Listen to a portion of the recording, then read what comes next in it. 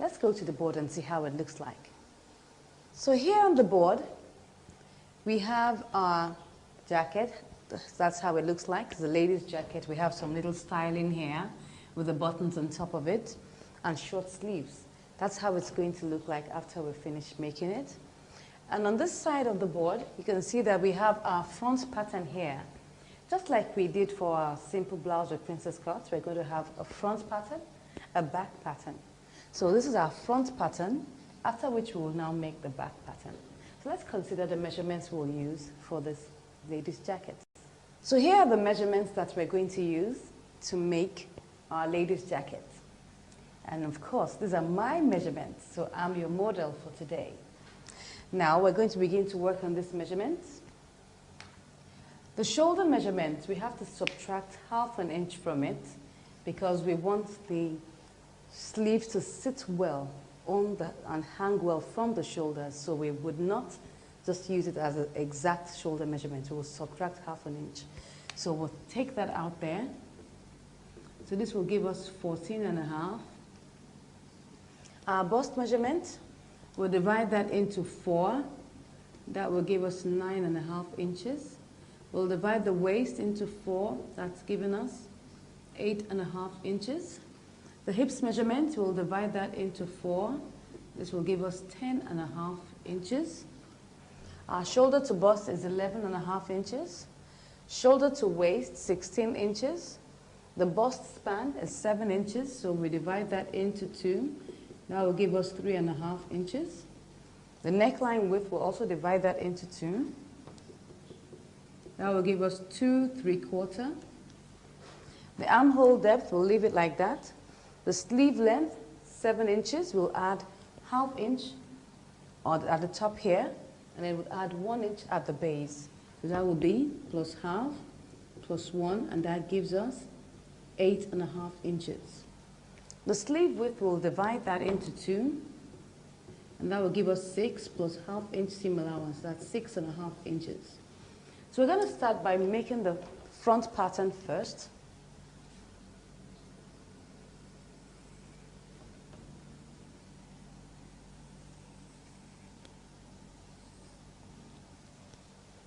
Okay. So the first thing we'll do will be to mark out our lapel edge. And that's the extra that comes down here. So we'll mark it out. We'll measure it as 1½ inches.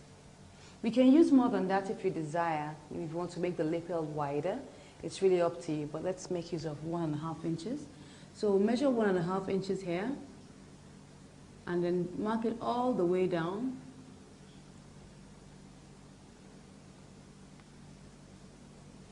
Just clean that very well.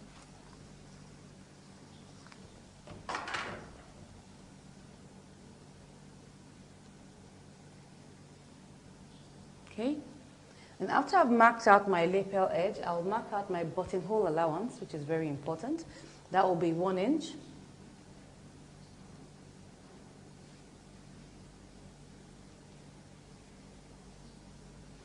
After I've marked out my lapel edge and my buttonhole allowance, I'll now begin to mark out my measurements.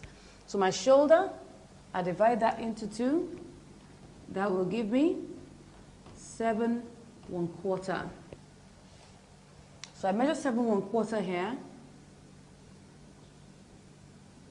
And I immediately measure out my neckline width, which is 2 3/4. Just like making a shirt, so it should be close to the neck. I now mark out my shoulder slant, which is 1½ inches. Slant that to that point there. Now draw this line down for my armhole. My armhole depth is 7½ inches, so I'm using 7½ inches for my armhole depth. I'll mark that out here and draw the line through that point. On that line, we'll measure out our bust measurement. Our bust measurement is 9½ inches. That's 9½ inches there. So now, for the length of this, now remember that we're making a lady's jacket and we're trying to observe some of the rules of making a suit, but not necessarily all the rules. So one of the things that we're going to observe here is the position of the dent. Now the position of the dent is not going to be the midpoint as usual. It's going to be 2/3 of the way. That means we're going to divide our armhole depth into two and use 2 points of that, 2 parts of that. That means that this is 7.5 inches. I divide that into 3. That will give me 2.5. I now multiply that by 2. That will give me 5. So 5 inches is 2/3 of 7.5 inches. So I'll mark 5 inches down somewhere here. And then I would mark out my dent. This time around, my dent is going to go inward much more than the normal 1 inch we use. We're going to make it 1.5 inches. For the suit, normally it's deeper than that, but we're going to use 1.5 inches. So we use 1.5 inches. That will come in here. So let's remove that. This is 5. So I now use my ruler to mark it down to that point there. Then, of course, from there, I now curve. You can see that it's deeper. It's set in properly because we need to take off all the excess as much as possible and make our suit sit well. All right? So after I've done that, I'll measure out my shoulder to bust. My shoulder to bust is 11.5 inches. That should be somewhere here. On that line, you replicate the 9.5 inches for the bust. Draw the line down that way. On this bust line, we will now measure out our bust span, that is 3.5 inches, somewhere here. So from this point here where we have our dent, we now curve it down to that point. You can see that. Good. Then immediately I draw out my line here. Now, this is the dent. I can use as much as 2 inches or 2.5 inches. But because I want it to sit well, I'll use 2.5 inches for my dent. This is where it will be here. 2.5 inches is fine. So I now curve it back to that point.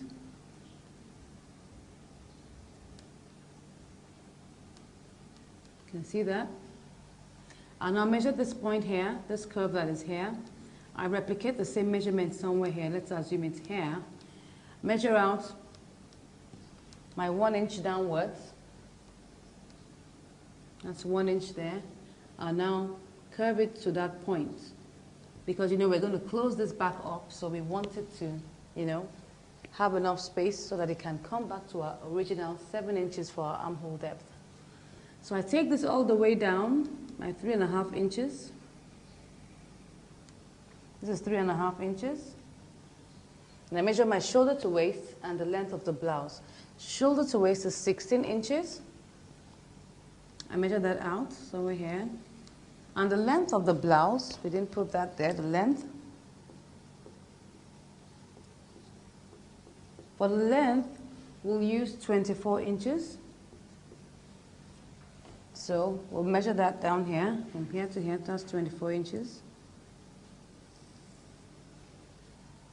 So on this length, we'll now come back here to the middle, mark out our darts here, half and half. You just take that there, and you take this here, and you come back here and take it all the way down.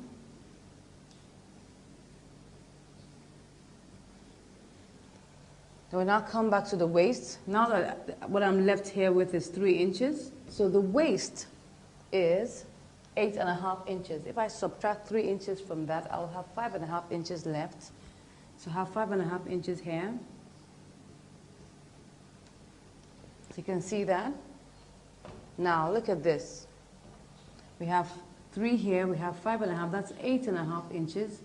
Obviously by the time you're done, this will just be like a straight line. So it's somewhere here. That's what happens when you have a big stomach like mine. So you find that you don't really have so much of a shape on your pattern, but it doesn't matter. By the time we take out the darts and we sew it together, we'll see the shape come out. So at the base here, I'll measure out the hips. The hips is 10.5 inches. That should be somewhere here. This is from here. This is my 10.5 inches. I now curve that, 10.5. I curve that to that place there.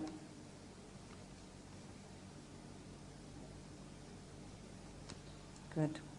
So we can see that we've already done that. It's going to have a straight edge at that point there. Now come back to my lapel, my collar region. Now, I want my lapel to end at my waistline. So what I would do would be that I would take the measurement of my shoulder to waist, which is 16 inches. I'll divide that into 3. Now, obviously, you know, because this is 16 inches, it might be like 15 1/4, thereabout. Let's just take, I mean, it will be like 5 1/4. So I'll just take 5 inches as 1/3 of my distance. That's the shoulder to waist. That's the distance that I want my lapel to end. But if I want my lapel to end shorter than that, all I just need to do is, if I want it to be, for instance, 9 inches, I want my lapel to fold out up to 9 inches, I just divide that into 3, take 1/3, and I use it. So that's how it works. So because my waist is 16 inches, I will divide that into 3. I'll just approximately use 5 inches for that. So I come here to the top here, measure out 5 inches, and I come here and curve it to that point there. You can see that? This is 5 inches.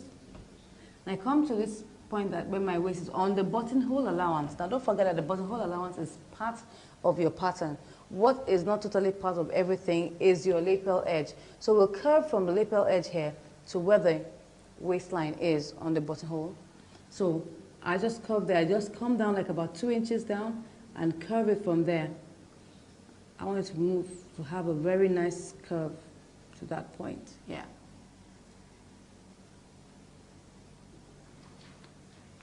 So we're done with our front pattern.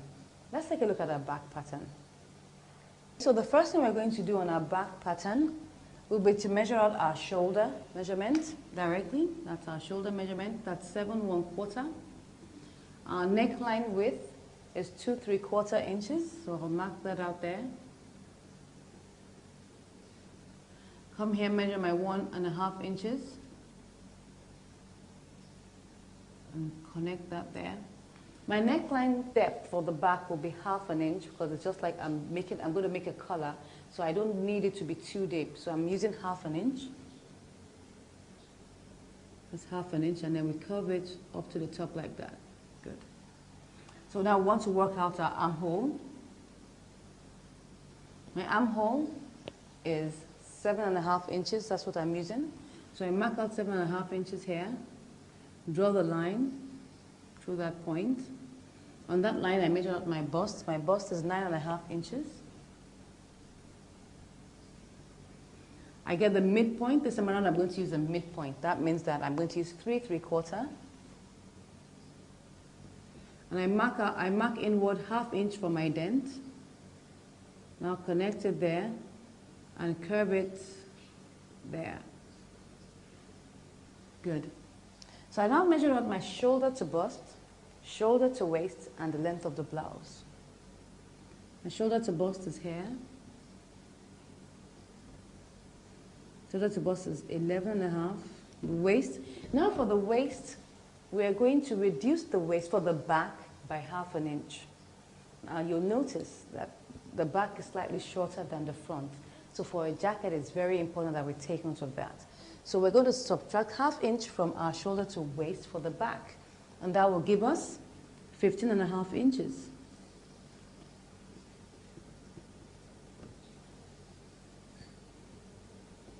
So I now measure the length of my blouse. The length of my blouse is 24 inches. So this is where it is. 24. That's where the measurement is. So I now replicate this measurement on my bust line here. Draw the line. Then remember how it is on our simple blouse. We come to the armhole line here. We divide it exactly into 2 because there's no bust at the back. So we're going to divide that exactly into 2.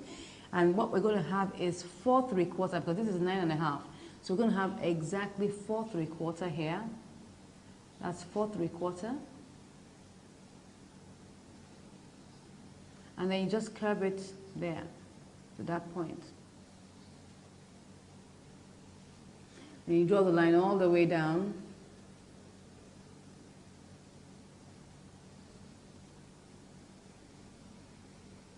Good. So once I've done that, I come to this point here. Now because of the curve of the back, I told you that this is a lady's jacket, so we're going to be observing some of the rules of making a suit. I'll come here to the exact middle here, the center back here, and I would take in 3/4 of an inch. Just 3/4 of an inch. It's also like a dart. It's just for it to take, to curve around the back of the jacket. I'll now come here, 4 inches down here, 4 inches, and I'll now take my ruler and draw that down to where, don't mind my, my strokes there. Just take it down to that point. When we get to the pattern paper, it will be straight. Okay? After I've done that, I now take it back to the base here. You can see that that's like a very big dart. You can see that? So once I've done that, what I'm left with here is 4 inches, but I'm still going to take some darts here. I'll take 1/4 of an inch on both sides. Rather than taking 1/2 an inch, I'll take 1/4 of an inch here, 1/4 here, and 1/4 there. I slant it from the top here with my ruler. Slant it there.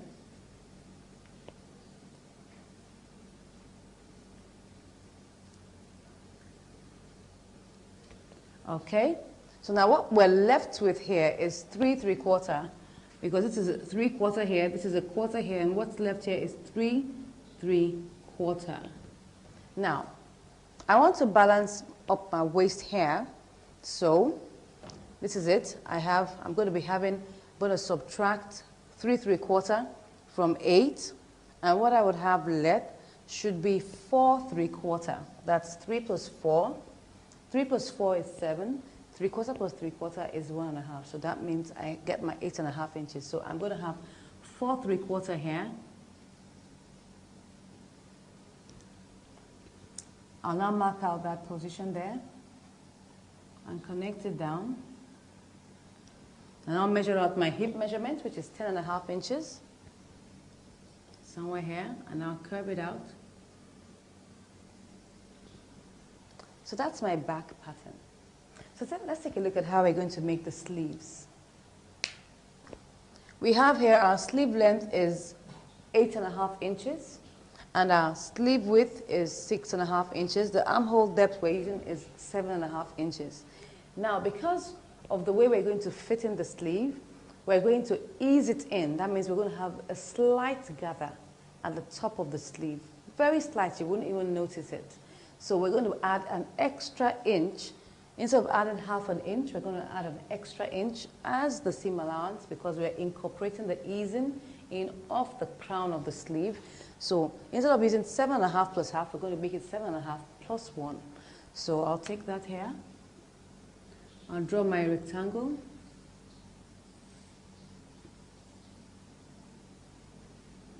So I come here, measure out my armhole depth. I add 1 inch here. That will give me 8.5 inches. This is where it is. I draw the line. Measure out the length of my sleeve. The length of my sleeve is 8.5 inches. You can see it's a square now. It's 8.5. Draw the line down. Good. So after I've done that, I now mark out my sleeve boxes. I'm going to be using 3 inches each for my sleeve boxes, because now I want my sleeve to fit very well along my armhole. So I'll measure out 3 inches here and 3 inches here. Take it down. And I'll get the midpoint here. So I label A, B, C, and D. So I curve from here to the intersection here, and I curve here. So that's my sleeve. And I'll get to this point now, measure out my sleeve width. My sleeve width is 6.5 inches.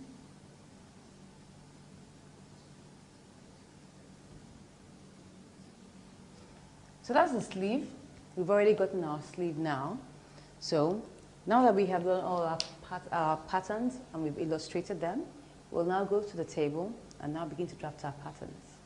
So we're going to start with our front pattern. Start measuring out our lapel edge. Lapel is 1.5 inches.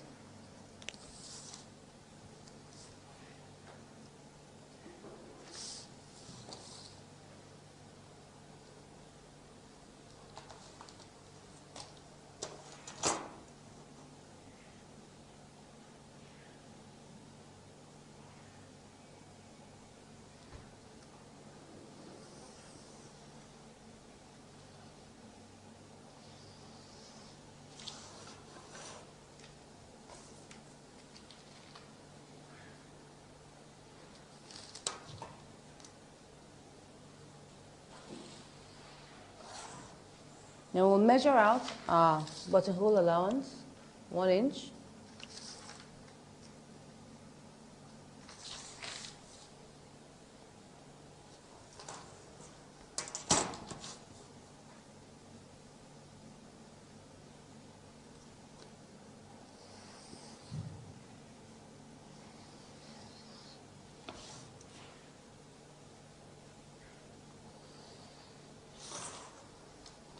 So I'll measure out my shoulder.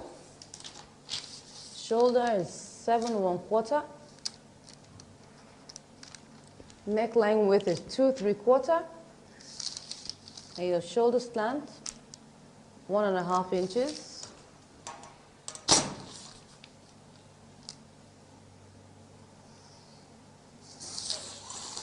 You draw for the line for the armhole. Now measure out 7.5 inches.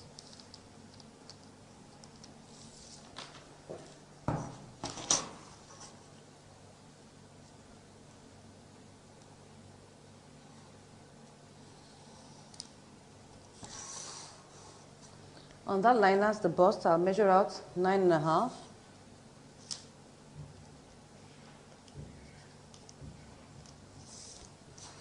Then 2/3 of my armhole for the position of my dent, that's 5 inches. Now I'll now mark in 1.5 inches. Immediately I'll draw the line for my suppression gap. I'll use 2.5 inches.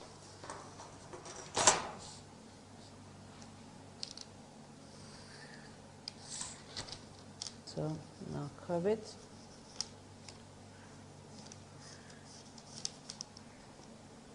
Okay, so we now measure out our shoulder to bust, shoulder to waist, and the length of our jacket. Shoulder to bust, 11.5, shoulder to waist, 16, and the length of the jacket is 24 inches.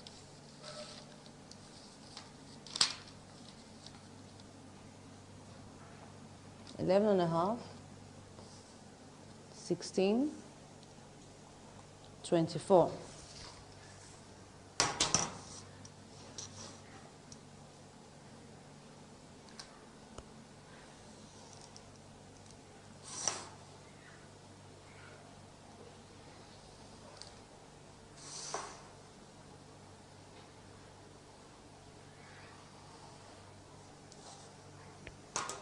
So I'll mark out my bust measurement here.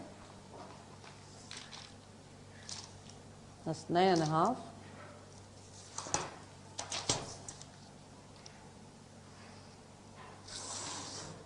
On this line, I mark out my bust span, which is 3.5 inches. I immediately curve that here.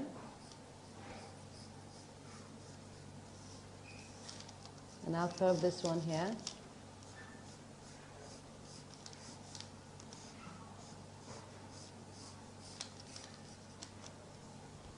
So now measure out the curve here and transfer it here. That's 5.5 inches. Transfer it here. Now measure out 1 inch down here and curve to that point. You can see that we've already gotten out our new bust point here. So I'll measure out 3.5 inches, which is the bust span, all the way down.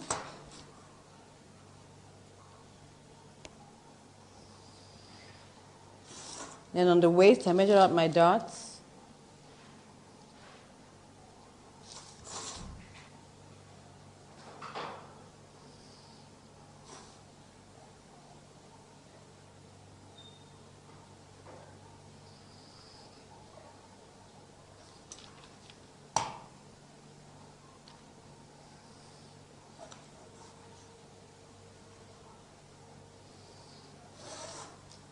So what I'm left here with is 3 inches. I need to measure 5.5 to make up my waist. I told you it's just like straight. So I'll now measure my hip measurement here, which is 10.5 inches.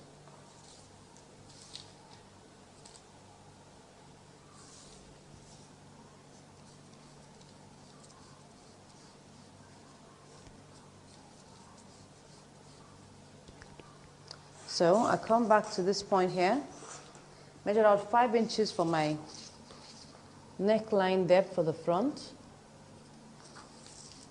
I'll curve that there.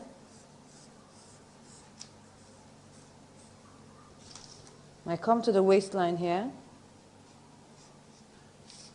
Now I'll begin to curve it to that point.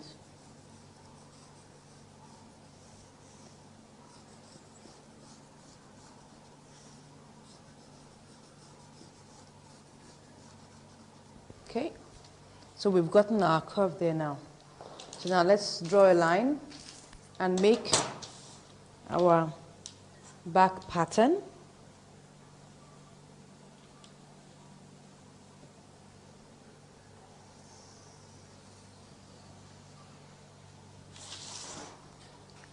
This is the front pattern here, so we now make the back pattern. I come to the top, measure out my shoulder, 7 1/4 inches. My neckline width, 2 3/4. Shoulder slant, 1.5. ½ inch for my neckline depth at the back.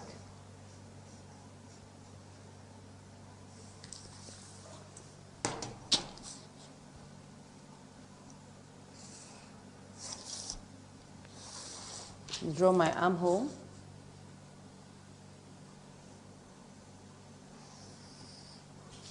Seven and a half inches.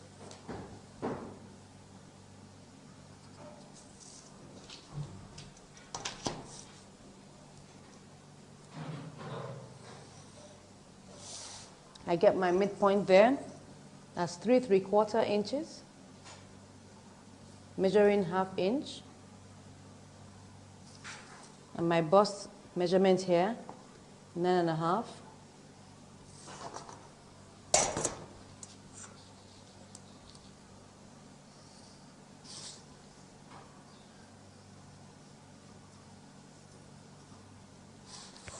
Okay, good. So I measure out my shoulder to bust, shoulder to waist, and the length of the blouse. Don't forget we subtracted ½ inch from the shoulder to waist. So that means our shoulder to waist will now be 15.5 inches. So we measure 11.5, 15.5, and 24. Same here. 11.5, 15.5, and 24.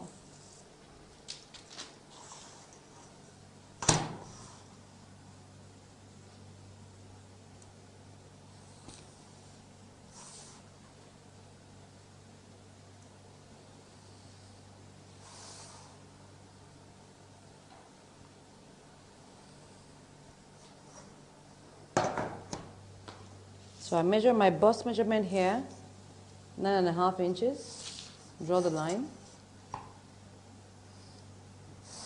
Now I come to my armhole level here and divide my bust directly into 2. That will be 4 3/4.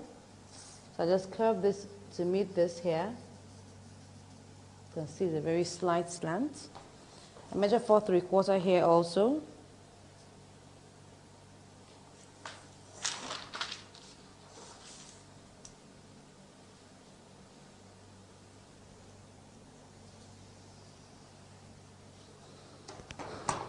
So I come here to the back here, the waistline here.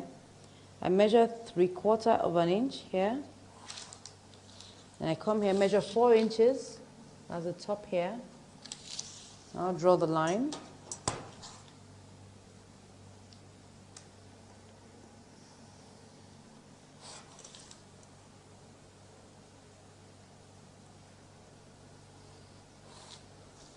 So I come here, measure my 1/4 of an inch on either side.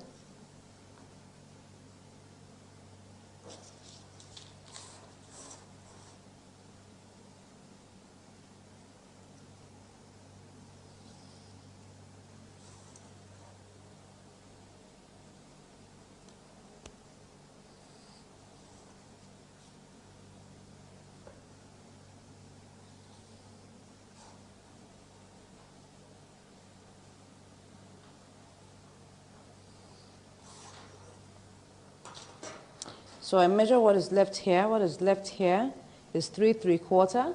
So I need to balance it up here. I need like 4 3/4 here. So you can see it comes out gently. And then on the hip, I measure out my 10.5 inches.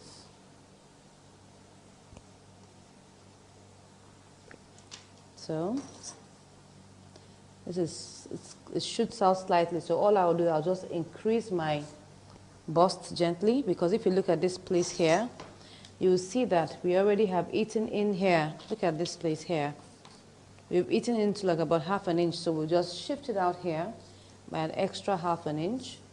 So this will now become straight. Once you've taken this part here, there's a need for you to shift it here. And then you now curve it here.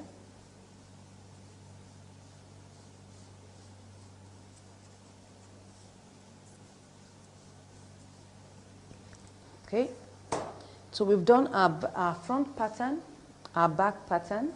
What's left for us to do now is our sleeve. So I'll draw the line here. And I'll measure out my armhole depth. My armhole depth is 7.5 plus 1. That will give me like 8.5 inches.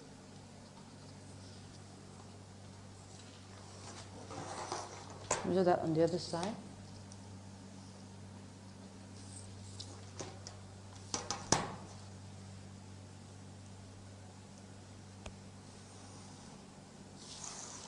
So, and I'll measure out the length of my sleeve. Length of my sleeve is also 8.5 inches.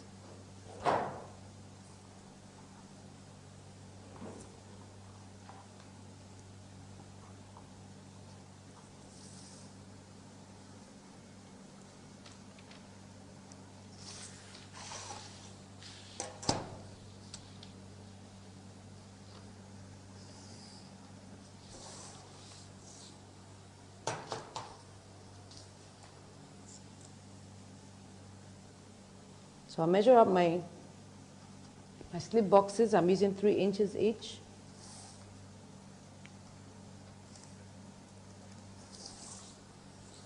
And my midpoint here is 4 1/4.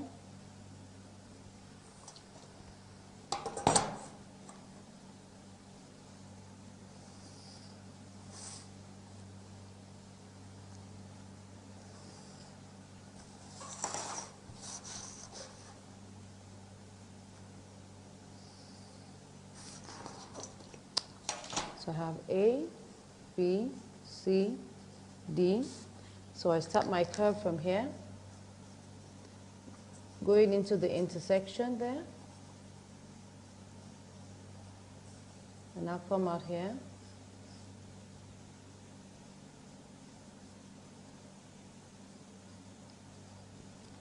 So my 6.5 inches.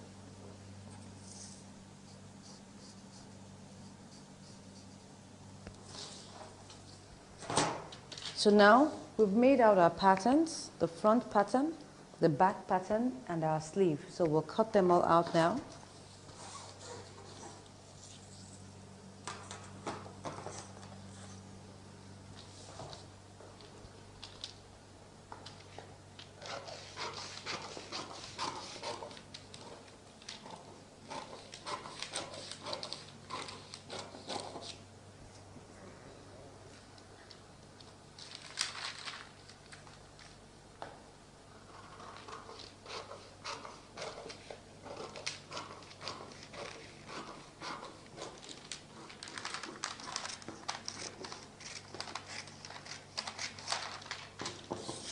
And when we're cutting out the princess cut on this side, we'll just add extra 1 inch to make up for it. Now you can see that we have some space here. I won't cut that out. Now that will help to augment the difference that we have removed here, so that by the time we place it here, it just balances up. You can see that. So you can always do that just to balance it up. Once you just take out that 1 inch here, you just add another extra inch to this base so that it will just balance. So by the time you place it on your back piece, it balances out. You can see that. So always remember to do that.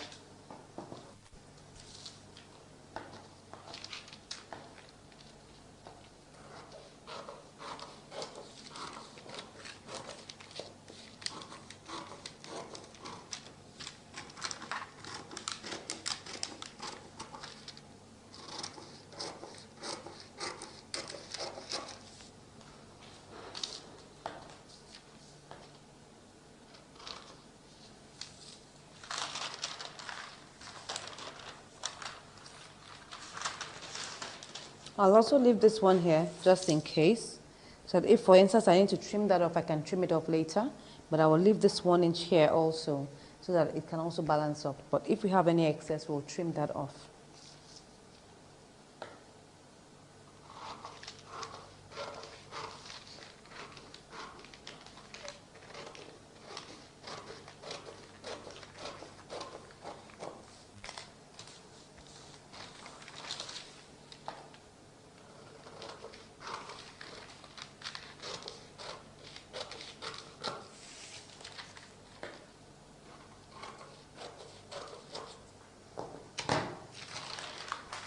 We have our pieces here.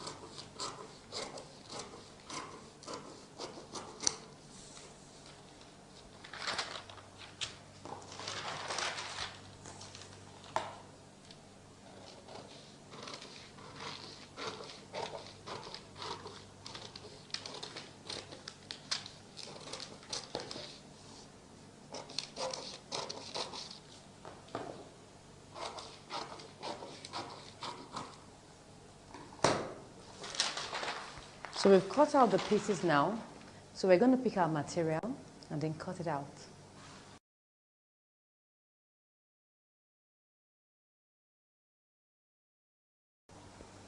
So this is the fabric we're going to use to make our jacket. I'm sure you like it.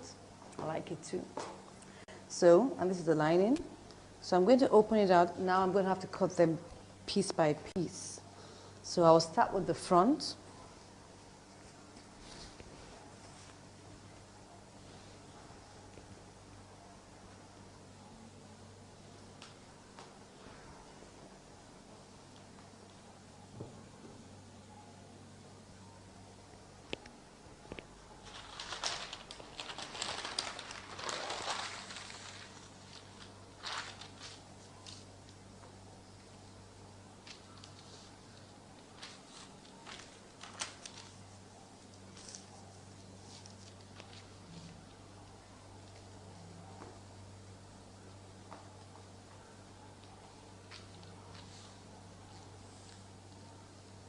We'll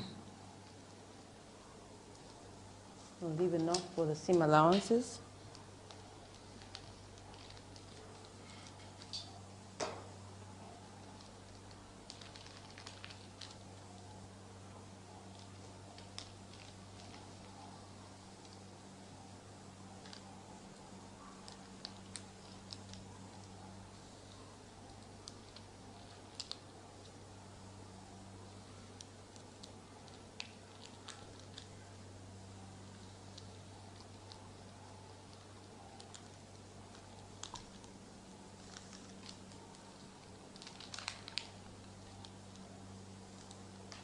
Now for this front piece, we're going to cut 4 pieces. That means that we'll need to have 4 different pieces of this. We're not cutting out lining for it. The fabric will also be the lining for that portion.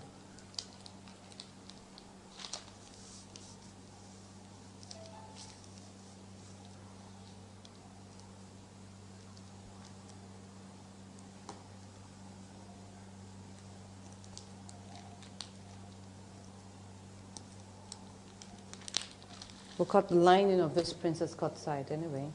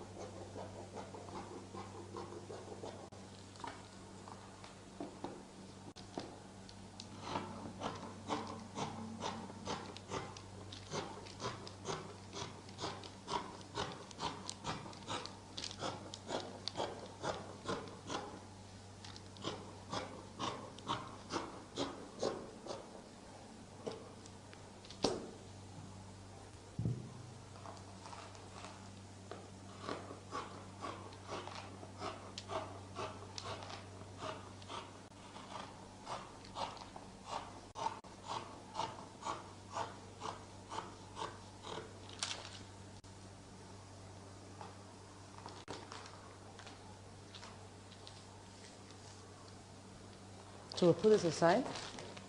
We'll cut out another piece of this.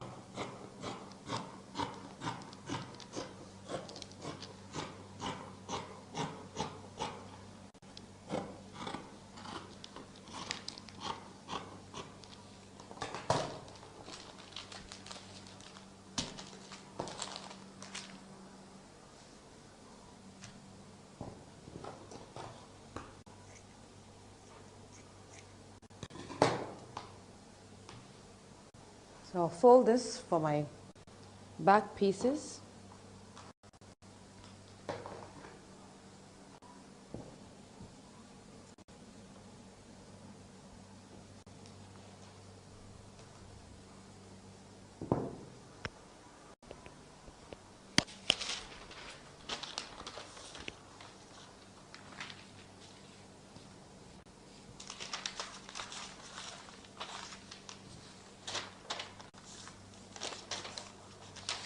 Put this here.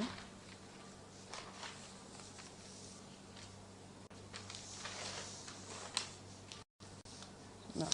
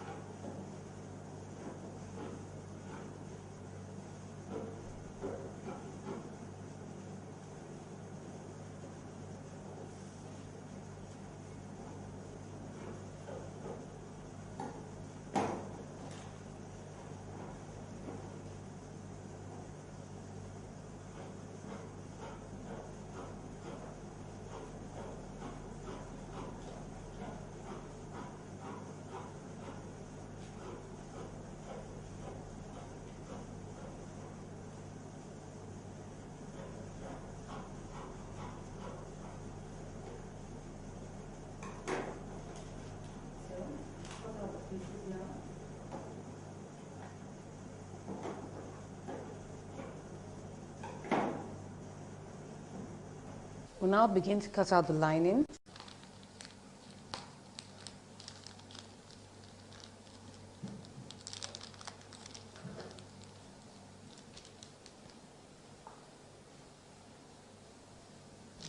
Change the direction.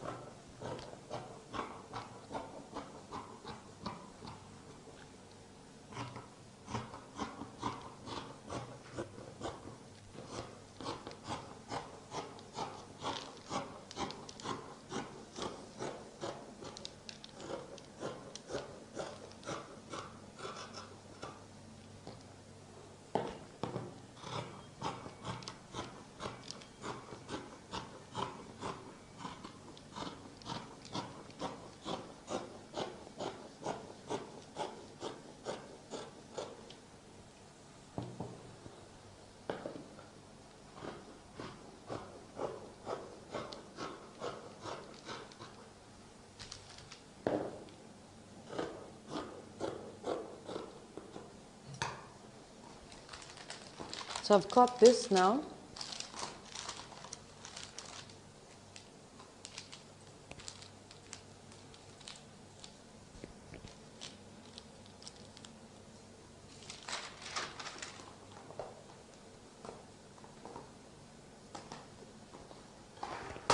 Put that aside.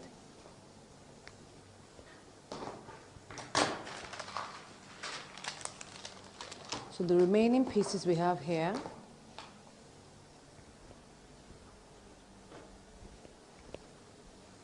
we'll place them on top of lining and we'll cut them out.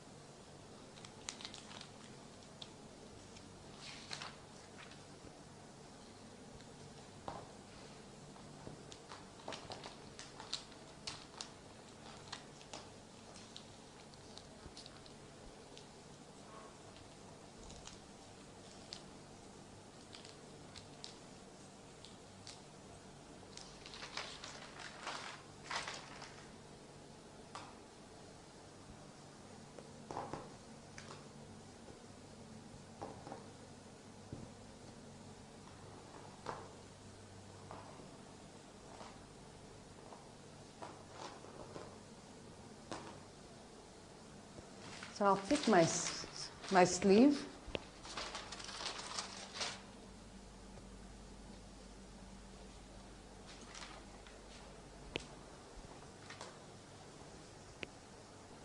So I'll pick my sleeve pattern now.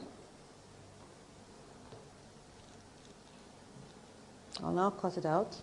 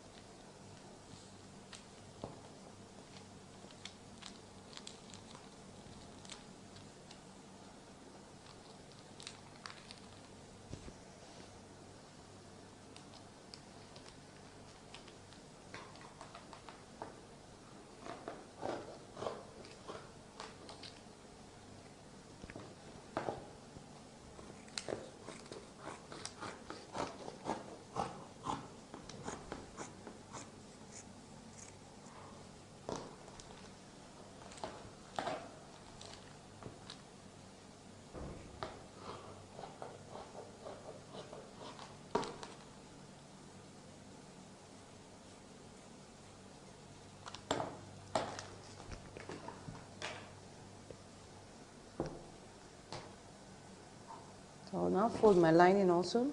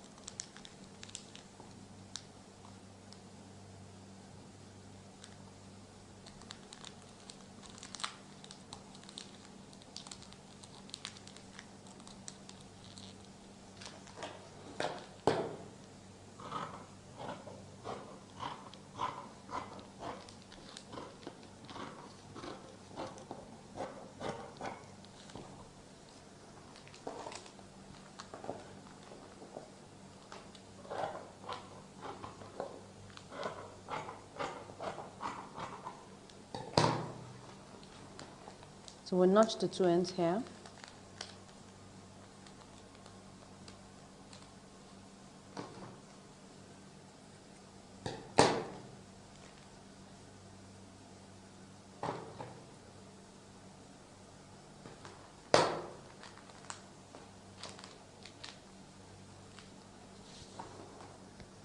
So now we've cut out all our pieces. We're now going to iron out our hairstay, fuse it onto it, and then we'll begin to sew.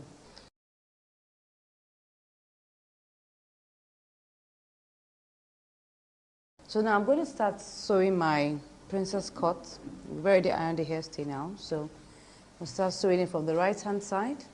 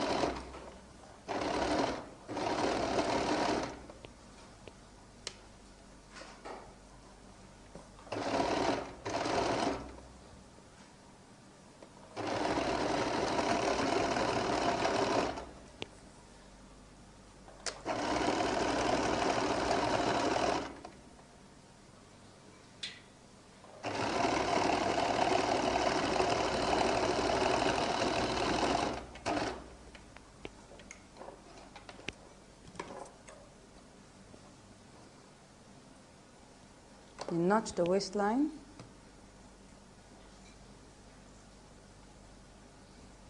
And you notch the princess cut side here.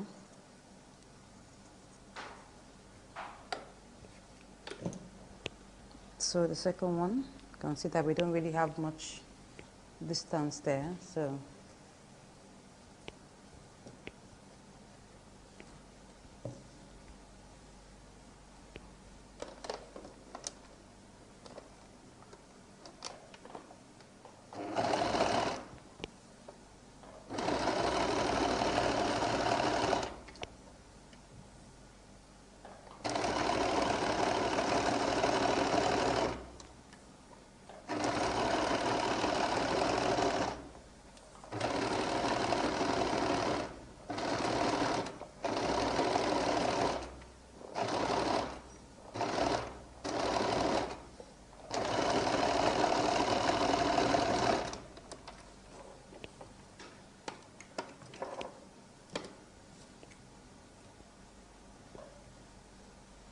notch the waist.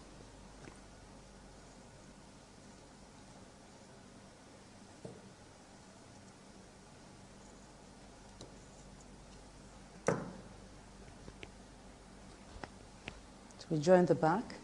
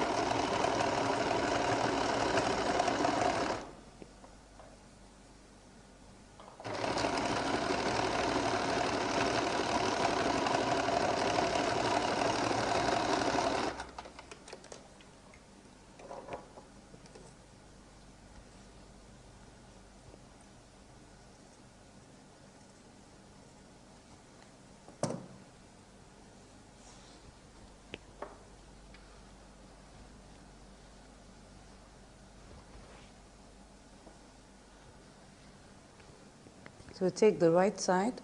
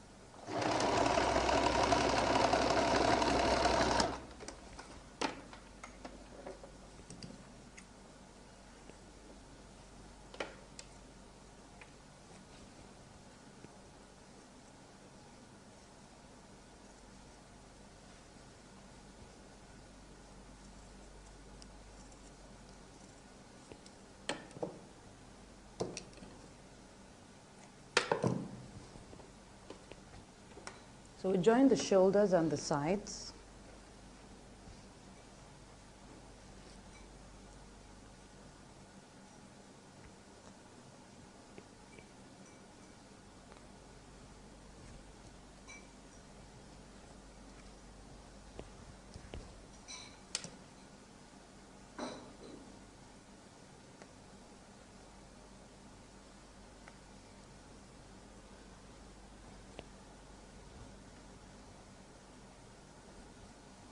We have to trim off slightly from the front sides.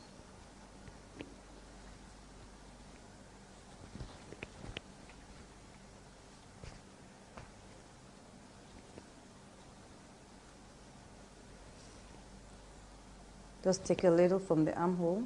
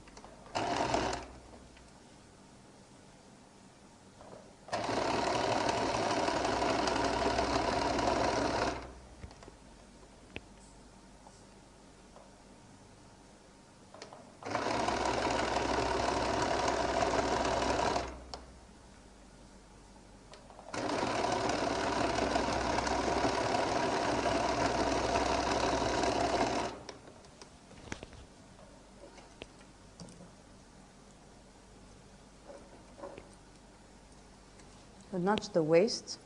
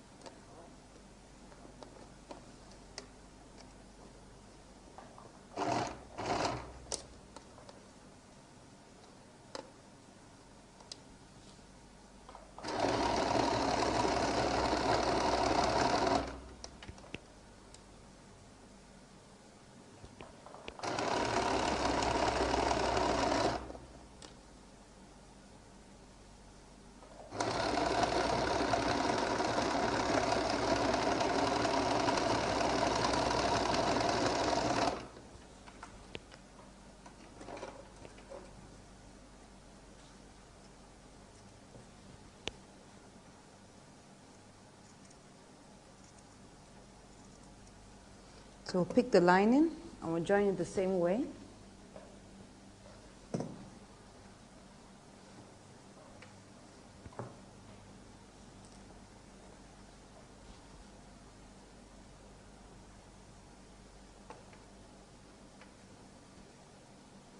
This is our front princess cut.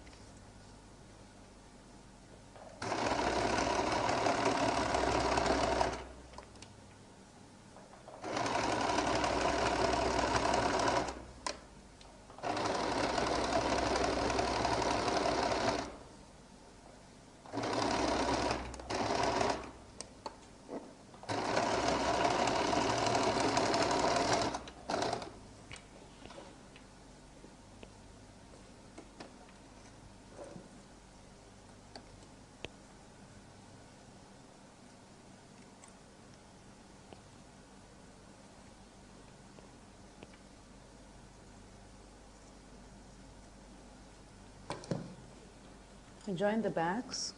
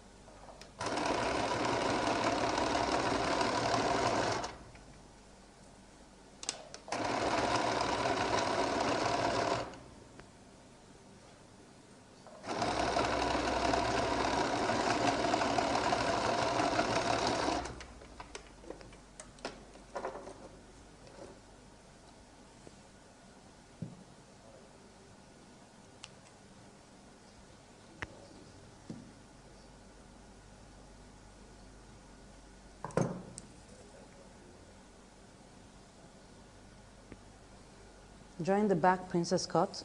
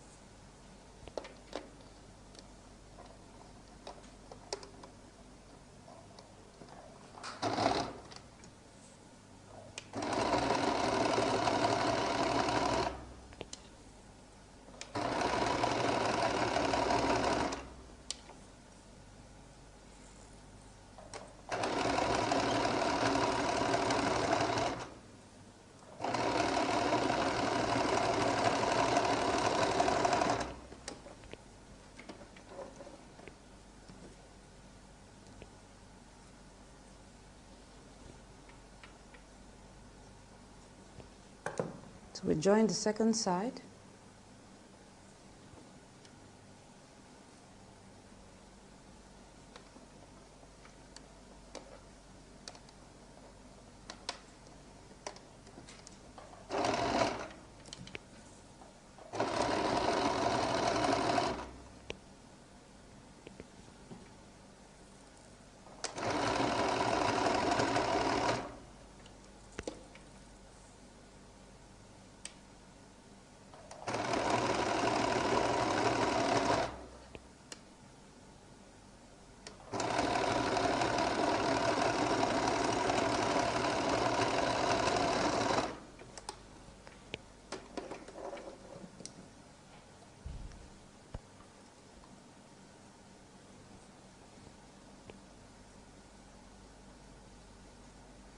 So now we'll go to the ironing table to press open the seams.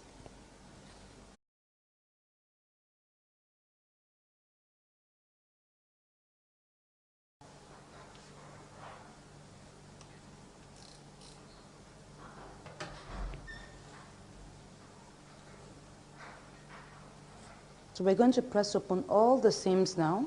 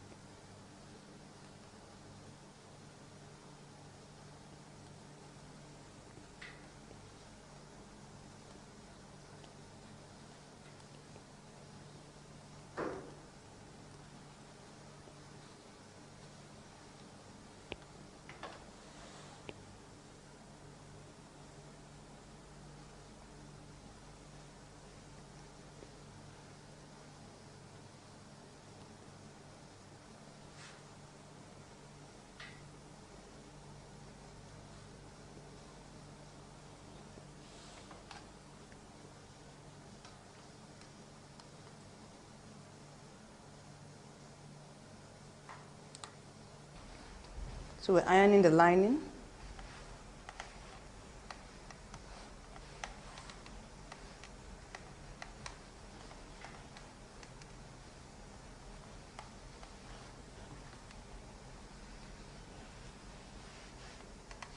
Okay, good. So I will start by trimming the edge of my jacket first. Before I trim the lining, I can see that we have some little excesses here. So we'll take that off.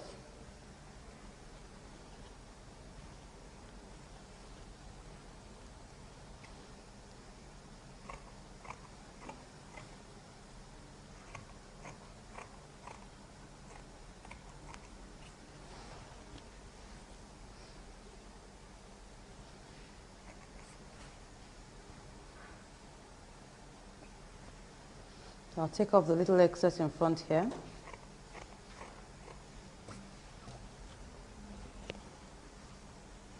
The little excess in front here too.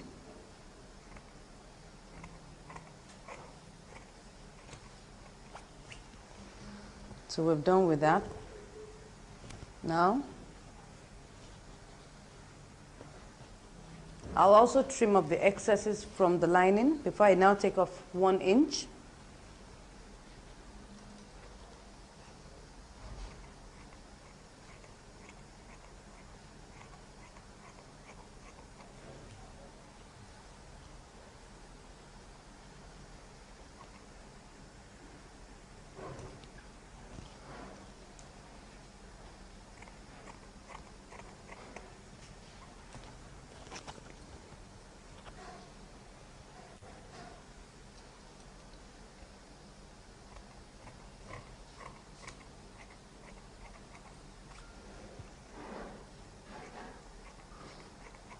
Okay, I'll put the 2 edges together to be sure it's the same.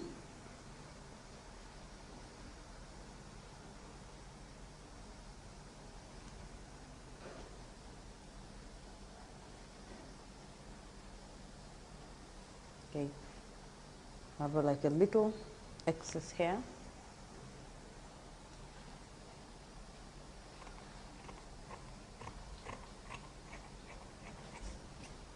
So I'll now trim off 1 inch from the base of the lining.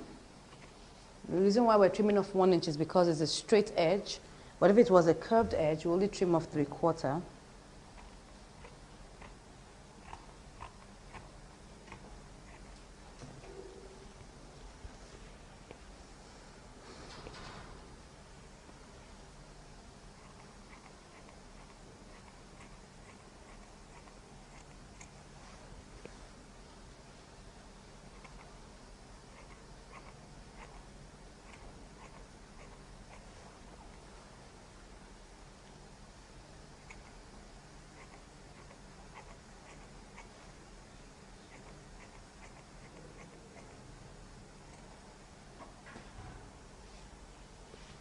All right, so now we've already trimmed that. We'll put this aside. I have also ironed out the styling I want to put that's the belt-like style I want to put on the mid-waist here. So what I would do is stretch this out. Now, the measurement from the base to my waist is 9 inches. 9 inches is the measurement from my waist to the base. So what I would do is, I need to centralize this band in between that. And if you check this is 2 inches. So if I centralize that, it will have 1 inch up, 1 inch down. So I would place it about 8 inches above the base. So that will give me a centralization. So I've already ironed the middle. So you can see that the middle is the center of the belt. This is going to be sewn on anyway, so we need to get the placement very well. So I will start with the center. This is my center here. You can see I ironed it, I have a fold there. And I place it on the middle, and I'll measure 8 inches from the base.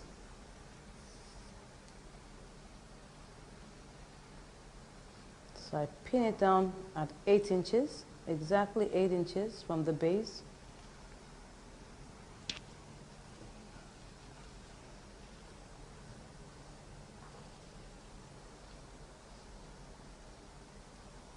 So I'll pin those 2 points down first.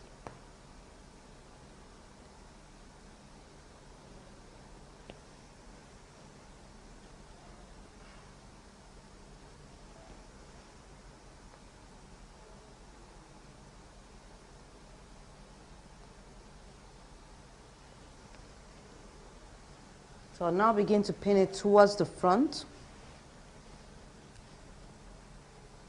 Keep on measuring 8 inches from the base.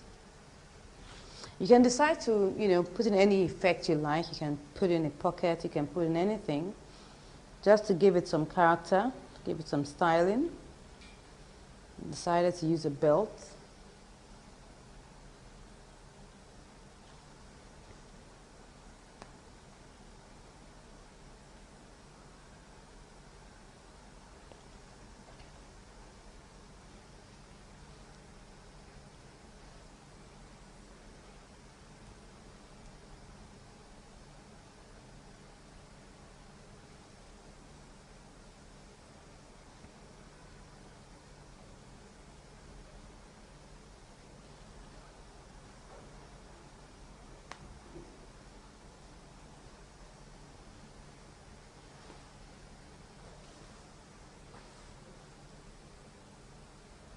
So we'll just stop shortly before my princess cut line.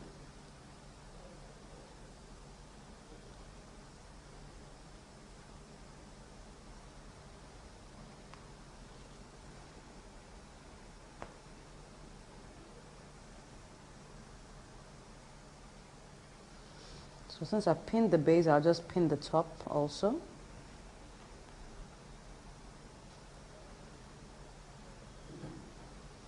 I made it have an arrowhead shape. You can decide to make it a box shape or a curved edge, whichever one you desire.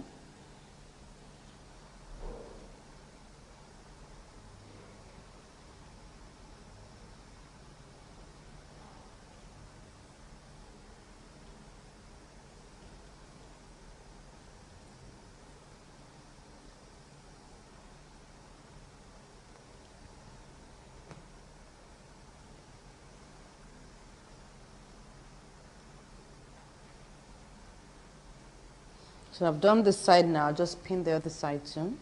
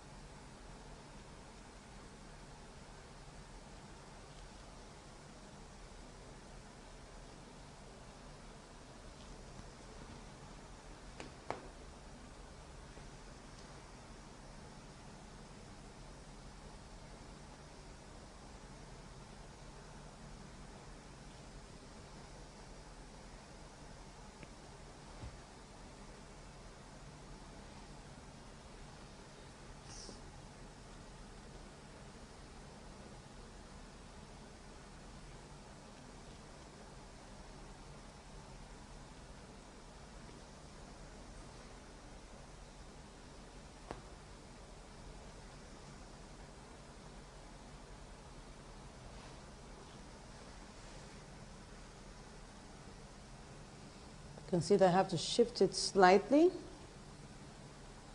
just gently, not much. Because what we're trying to achieve is equidistance. So we may need to shift it a little so that it corresponds with the other side.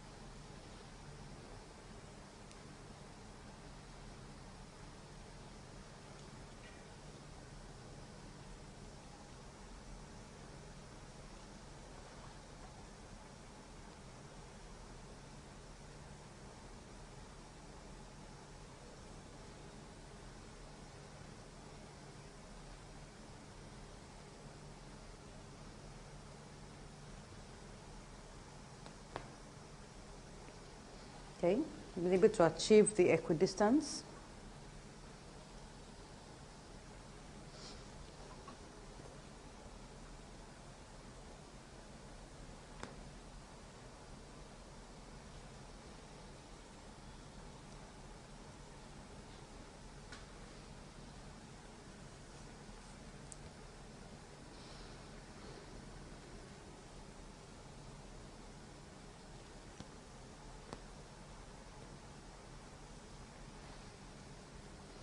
So I'll pin up the rest now.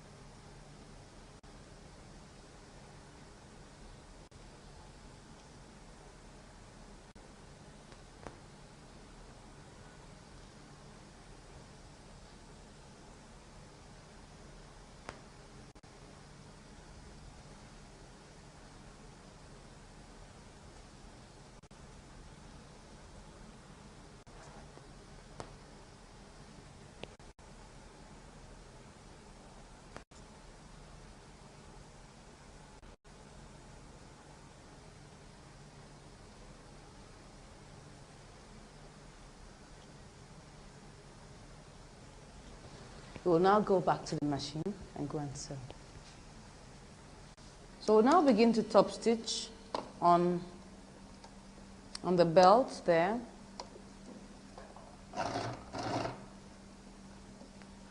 I'll top stitch round and give it a double stitch.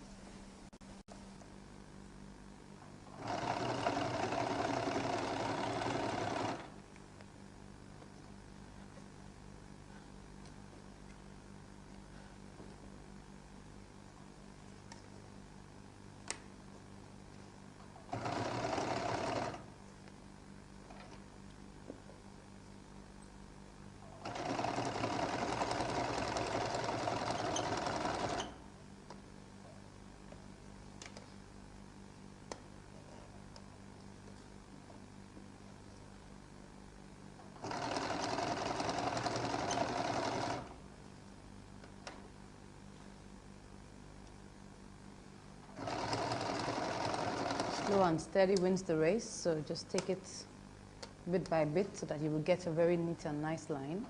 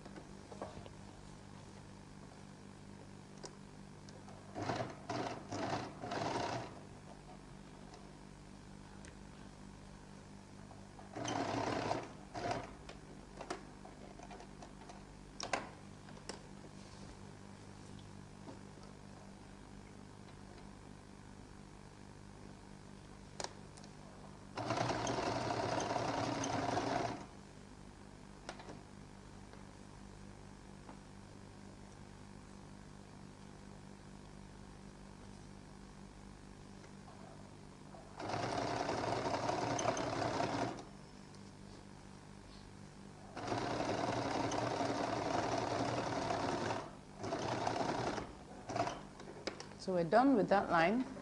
We'll give it a double stitch.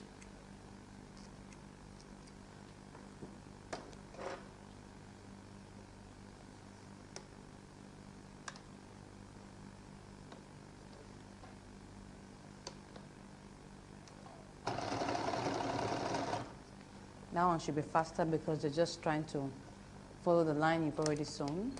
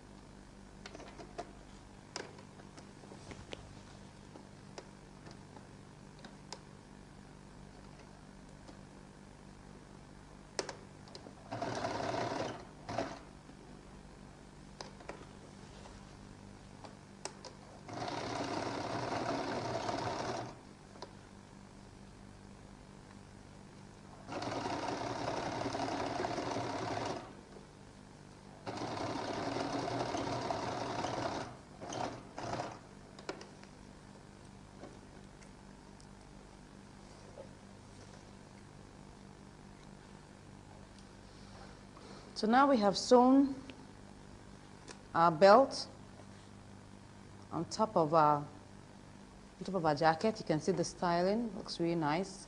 We're going to put a button there to give it some nice effects later on. So we'll start by sewing the base. You know, we've already trimmed our lining. So we'll take the base, pin it together.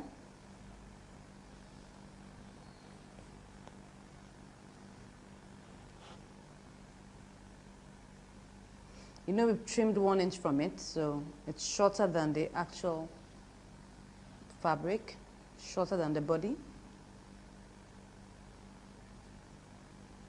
I'm just going to pull it in when we're done. I'll pin the other side first, and I'll begin to work it towards the middle.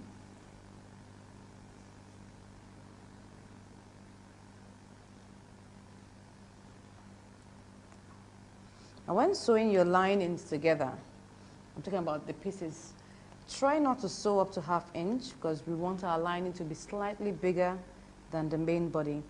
That will help keep it in properly. Now, if it's very tight, if the lining is smaller than the main body, you find out that it will be tugging at the main fabric. So it's always better for the lining to be slightly larger. And if you take a look at this, you find that it's just slightly larger. That will help to keep the shape of the main body together rather than tugging at it.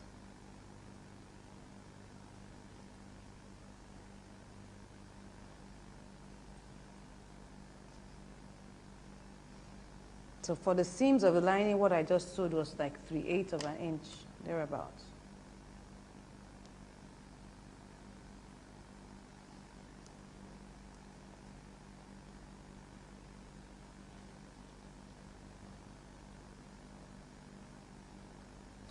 So I will stitch the base.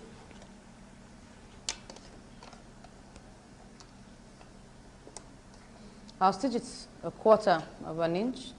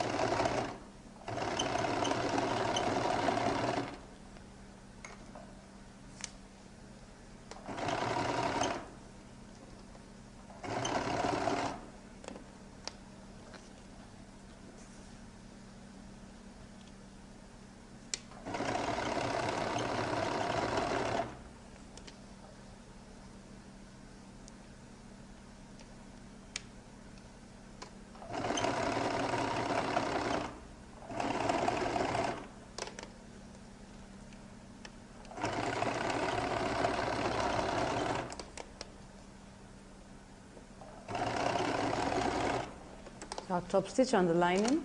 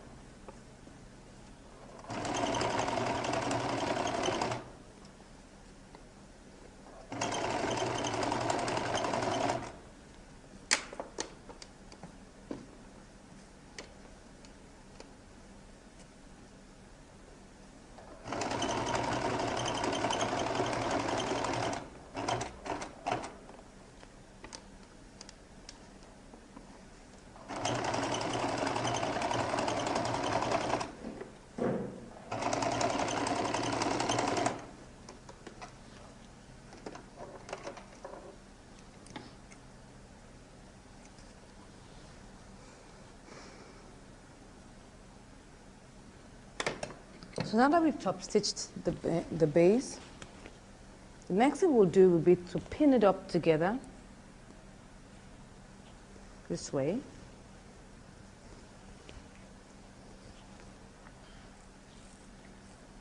Now you can see what has happened here.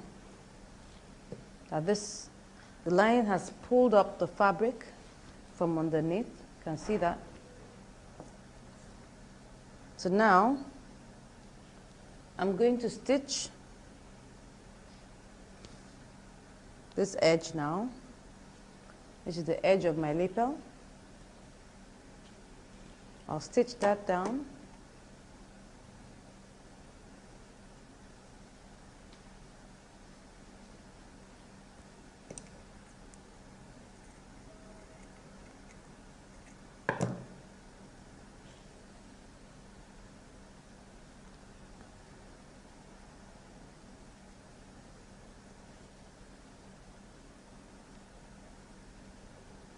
Now, I'll stitch very close to the edge, and we're now going to top stitch.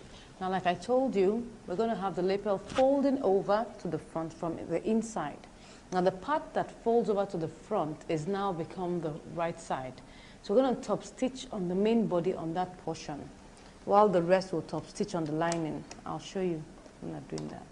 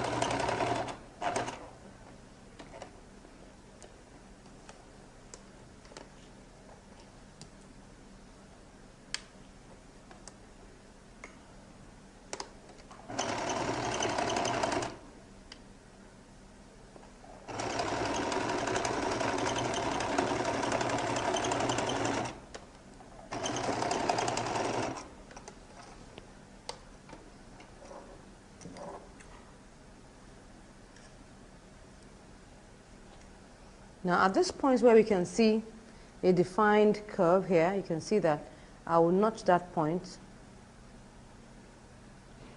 to that point there. Because now what I want to do is I want to top stitch on the main body from here down, and I will now switch to the other side. Let me first remove this excess here.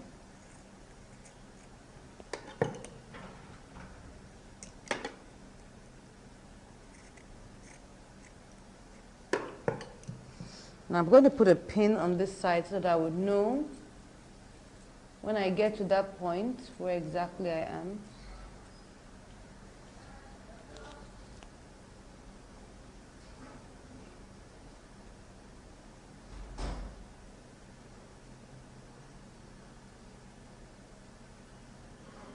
That's just to mark out. That's just to mark out where the pin will be, where the slash is. So see what I'm going to do now. This is the main body. This is the lining. This is the part that will show on the lapel when we iron it out. So I'm going to top stitch on the main body here up to that slash there. And I will now switch to the other side.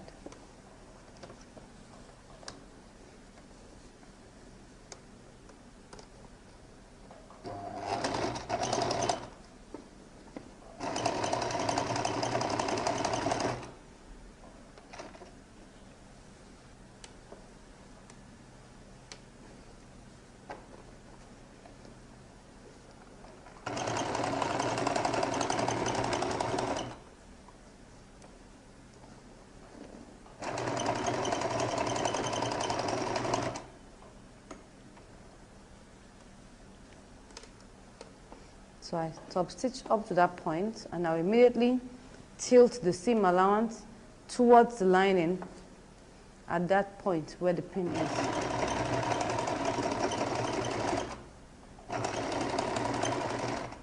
Okay, I lift it up, and I'll tilt the seam allowance under the lining. Now begin to stitch it. I switch to the lining now. And now begin to stitch till I get to the end, or at least as close as possible to the end.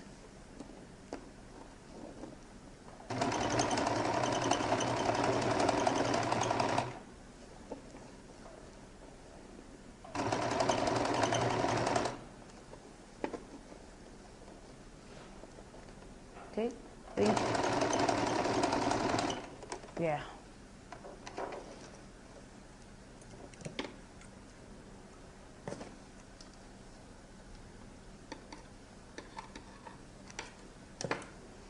So at this point I switched, so I'm going to trim off the excess thread there. I'll show you what we did on the other side. Now you can see what we have done. We just switched this to this side and started stitching. We were stitching here before, then we now switched to this other side. You can see that. Now that's just to ensure that by the time we iron it, this place stays in very well, so that we don't see any rough side, we don't see any wrong side flowing over to the right side. When we get to this point, it switches, so that by the time we turn this over, this is not following it anyhow. You can just iron it and then you have a smooth switch there. Let's do the second side like that.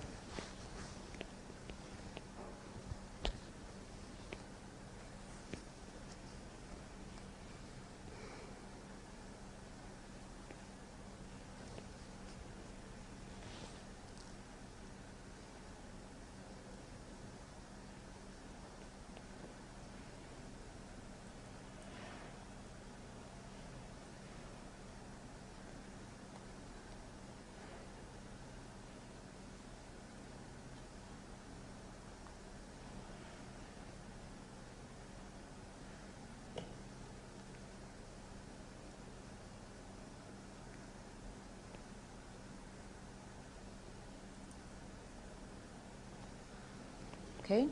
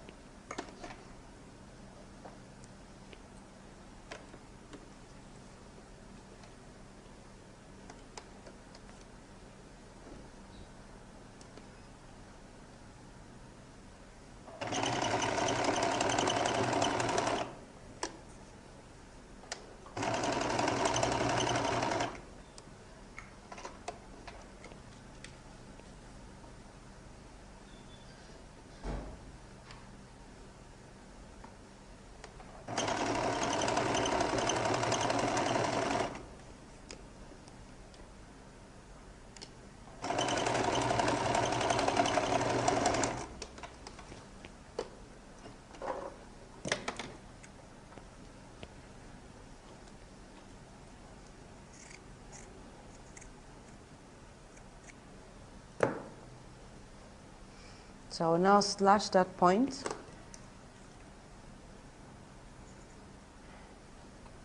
And put a pin there so that I will know where it gets to.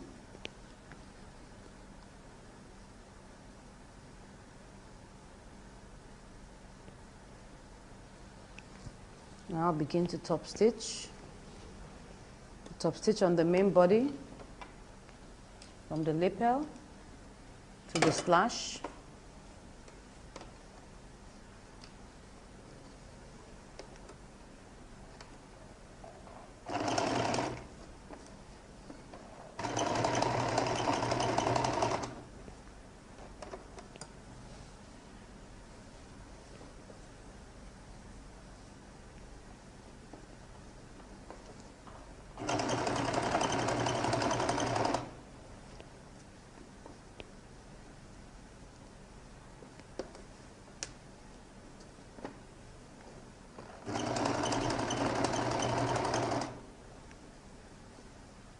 This is where my pin is, so I'm getting ready to switch.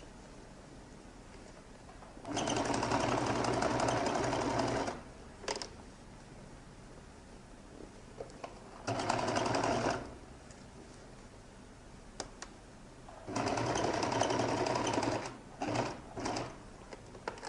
I switch to the other side. Use my fingers to take it to the other side, yeah.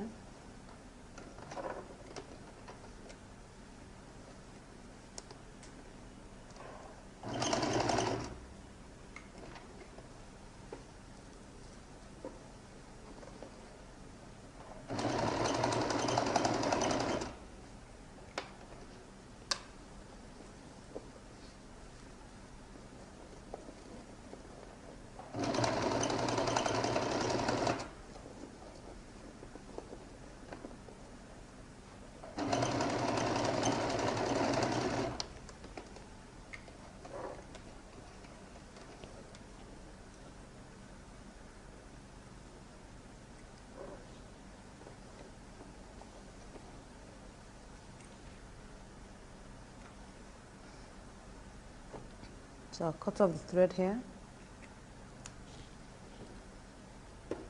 I'll remove the pin. You can see we switched it here. So I'll turn it to the right side.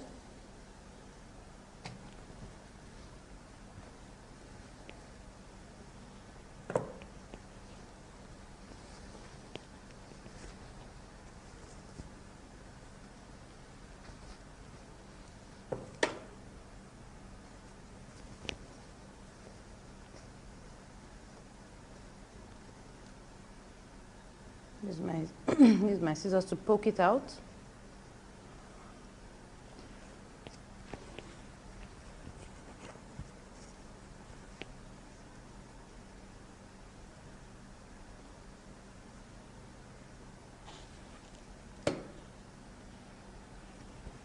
So now that we've done that,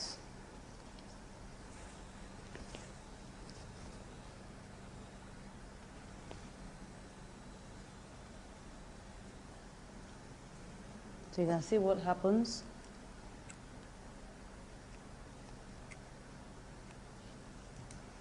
Time you top stitch it, it keeps it in. It doesn't roll over to the other side. Just iron it like that. So now we're going to measure the neckline, after which we will look at how to make our collar, fix our collar, and then fix our sleeves. So I'm going to take the sleeves now and begin to sew it.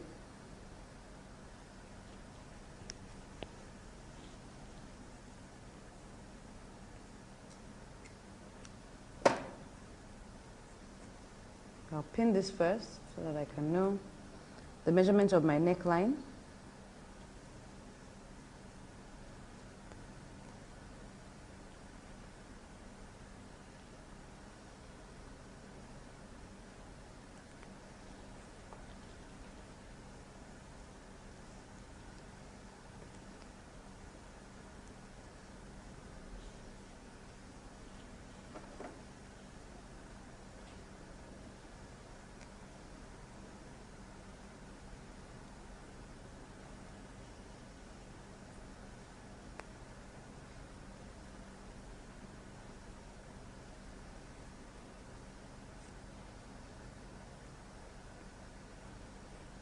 So the excess here, just fold it in and pin it down.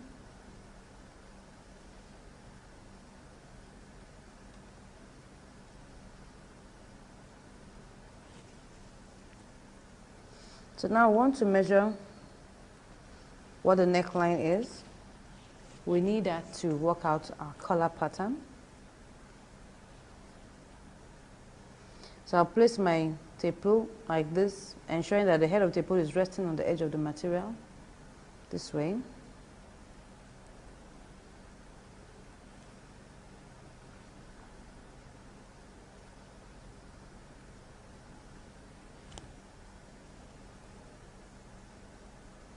Okay, so what I have here is 22.5 inches. Now, once I have that, I would now know what I would decide to have as my lapel edge. I could decide to use 1 inch, 1.5, or 2 inches. For this project, we'll use 2 inches. We'll see how that looks like. We'll try out the 1.5 if it looks nice. We can even use 1/3. Maybe we should use 1/3 inches. That's in between 1.5 and 2, so it's just fine. You can use whatever size you want to use for the lapel edge. What I mean is the amount of space you want to leave at the edge, it should be the same with the edge of your collar, because that's what will give it equidistance. Now we're making a sharp edge collar, we're not making a curved collar. So if you're making a curved edge collar, you know that it's going to be curved. Well, this lapel will be curved and the collar also will be curved, but this is a sharp edge collar, so we're not doing that today. So now that I've done that's 22.5, I'll subtract 3.5 inches. I want to use 1/3 inches for the lapel edge. So I'll subtract 3.5 inches, and what I will be left with is, I'll be left with 19 inches, yes, because 19 inches plus 3.5 inches gives me 22.5 inches. So my collar is going to be 19 inches long for this edge, leaving 1/3 at each edge. Now before we go to the board, let's sew our sleeves so that we have all of these done before we go to the board.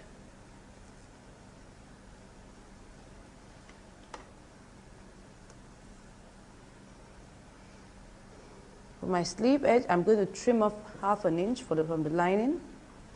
So I'll trim off 1/2 inch.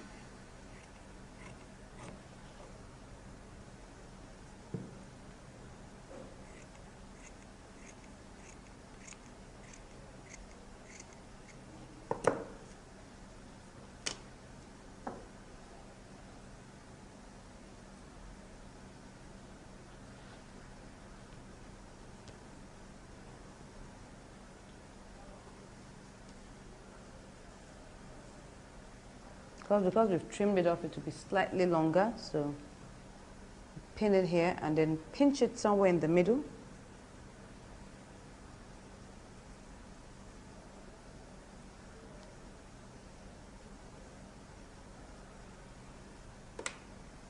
Just pinch it gently because it's slightly larger.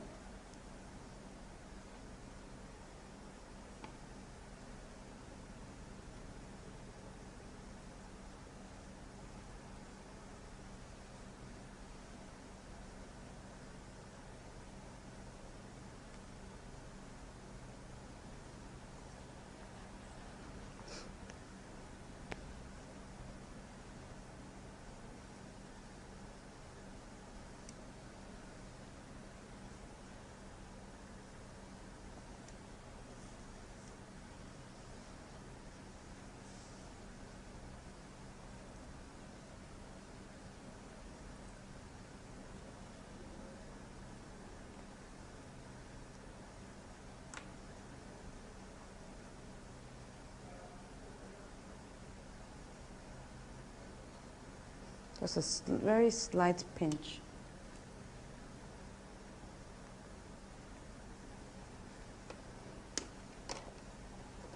So I'll stitch a 1/4 at the base.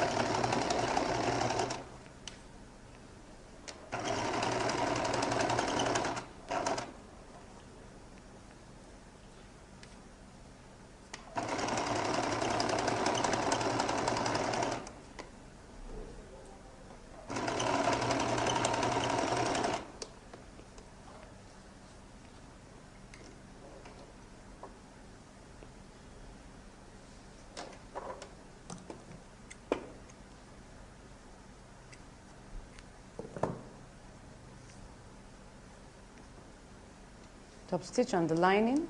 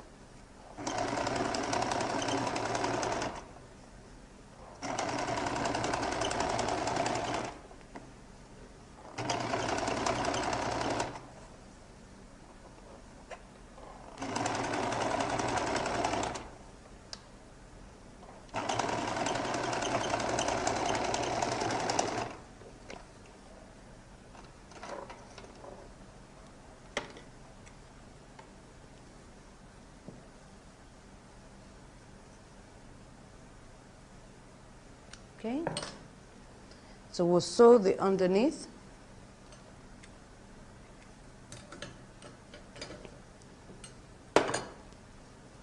Make sure you match the lines.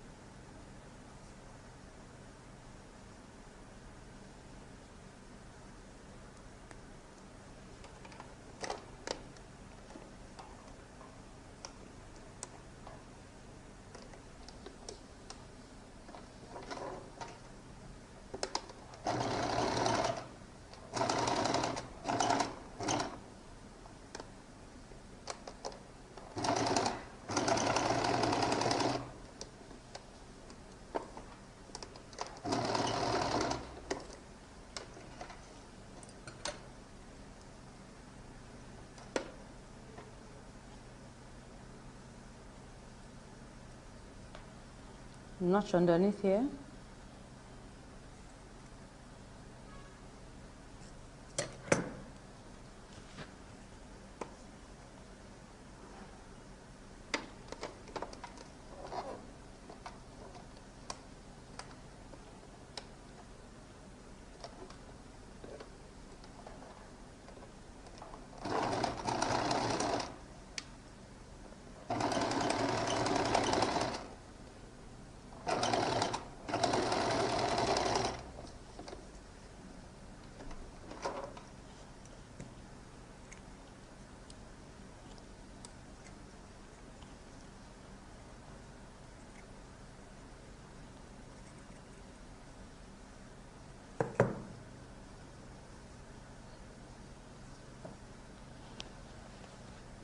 So we've already sewn our sleeves. We're now going to iron it. So before we go to the board, I'll go and iron this. Just smoothen it out like we did for our simple blouse with princess cut. Just iron it out and smoothen it. Then we'll meet at the board. So I'll just smoothen this down like this. Iron it.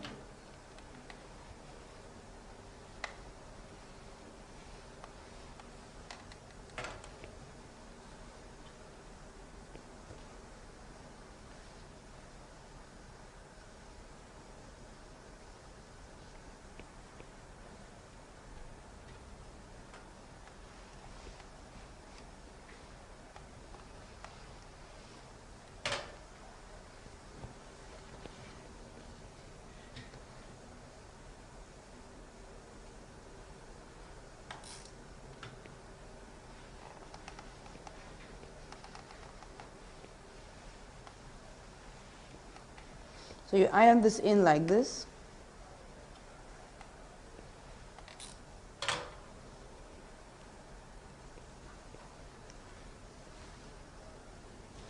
And this edge, you press it this way.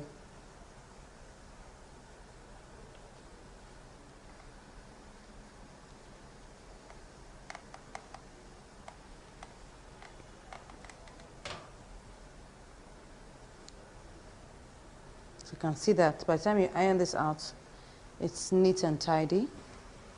Let's do the other side.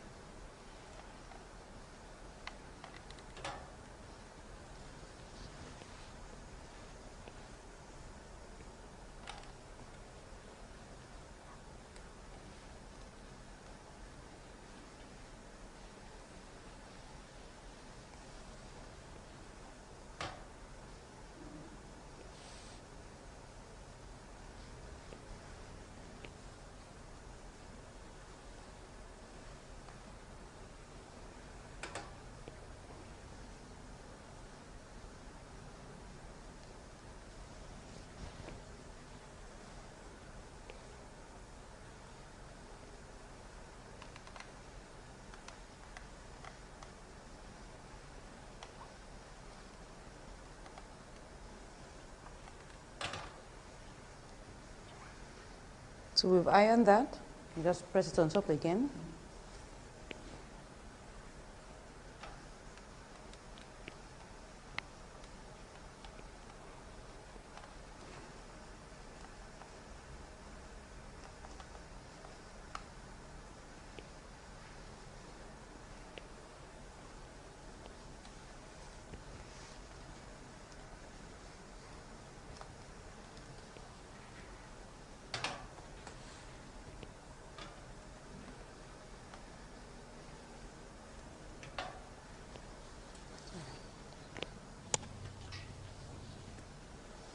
So iron the sleeves.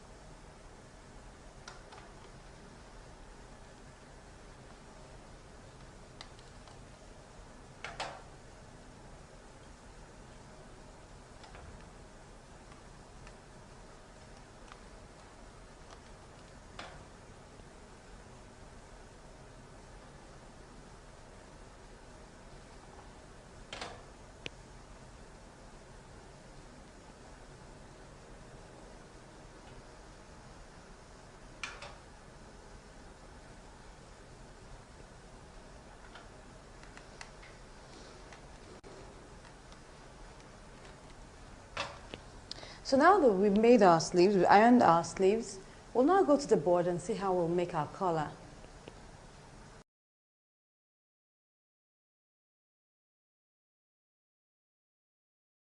So we've already measured the neckline of our jacket and we found that it's 22.5 inches. So I said, first of all, we have to decide what your lapel edge would be.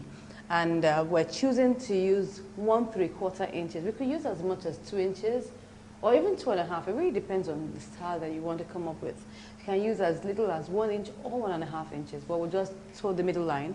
We'll use 1¾ inch. So that means if I'm using 1¾ inch both sides, if I add that together, that will give me 3½ inches. That's 1¾ plus 1¾ is 3½ inches. So I subtract 3½ inches,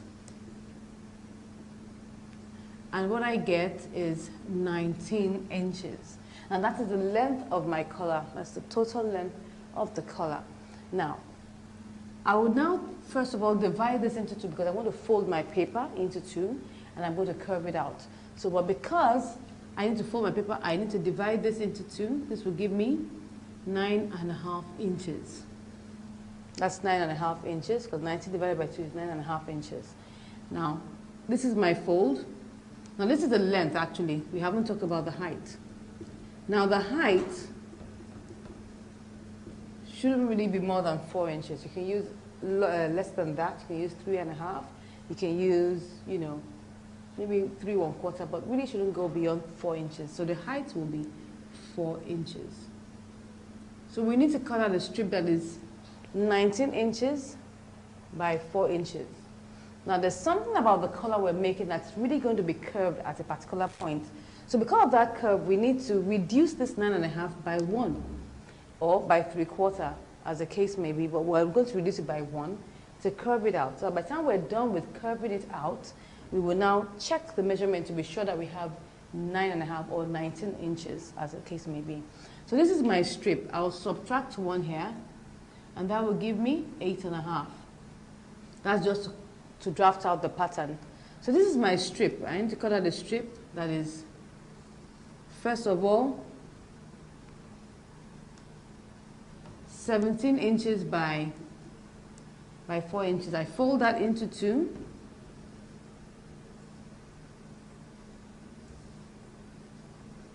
This is the fold.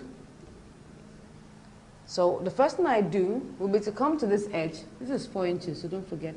I come to this edge and measure 1 inch inward, like that. I'll now take my tape rule on the piece of paper and mark out where the length of my lapel edge, we have chosen 1¾ so I'll measure that out to check where that rests on the paper. So maybe this is where it gets to. I'll now slant it down there, and I'll curve this, you know, towards the midpoint or shortly after the midpoint. You can see that. Now I'll come to the middle here and measure 1 inch down and curve this to this point here.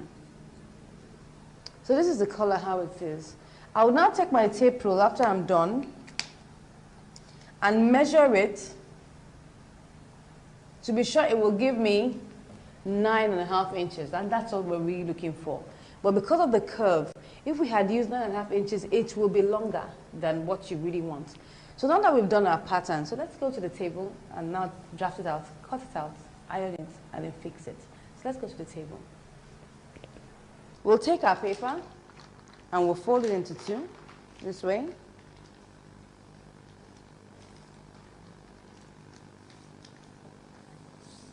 You can decide to cut out a strip of 4 inches by 17 inches, or you could just decide to work it out as I'm about to work it out now. So I'll measure 4 inches.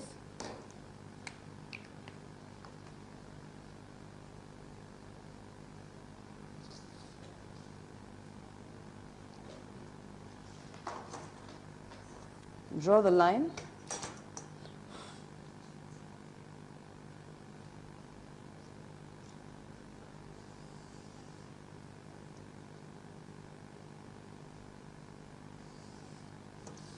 Okay, I'll now measure out the 8½ inches.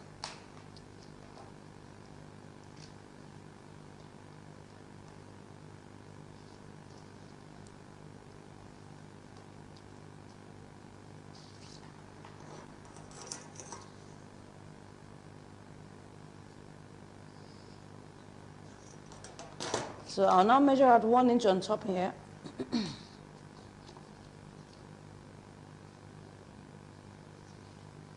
Now check where my 1/3 lands. That's my 1/3 here.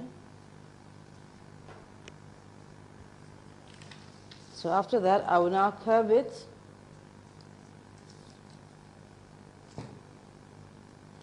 I'll curve it like that.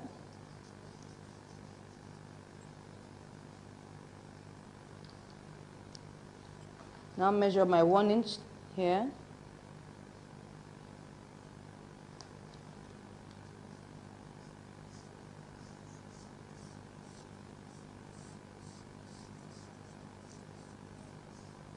Good.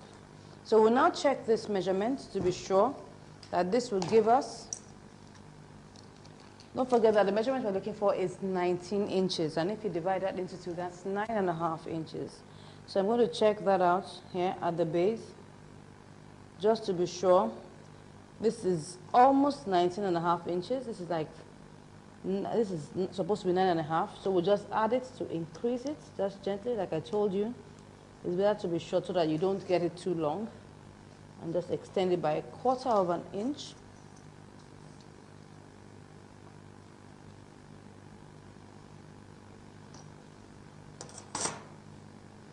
Okay, so let's check it again. It's 9.5 inches now. And I will check the lapel edge to be sure it's okay. This is supposed to be 1/3. So we're cool with that. So you pin it in place and cut it out.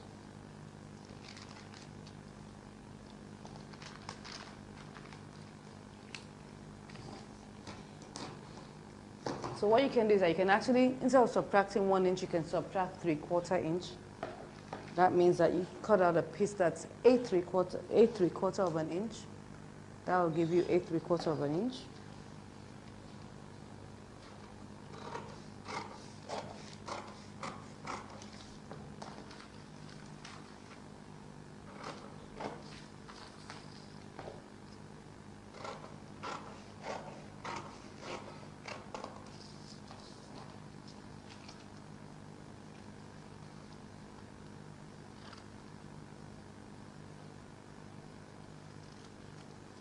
Okay, so what we have here is, yeah, 9.5. So I'm going to cut out this piece with, I'm going to use it to cut out my collar stain.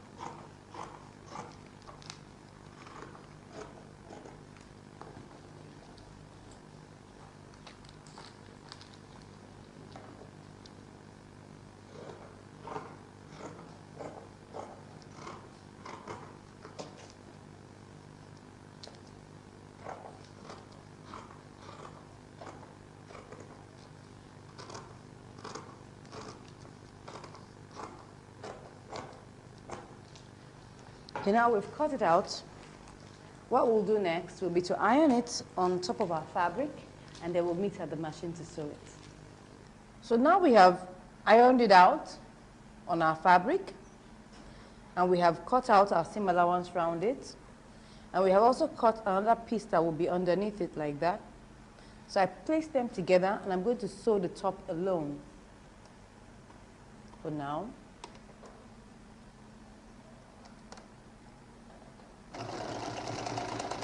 I'll make sure that I sew a little bit away from the collar, so just slightly away, like 1 millimeter away from it.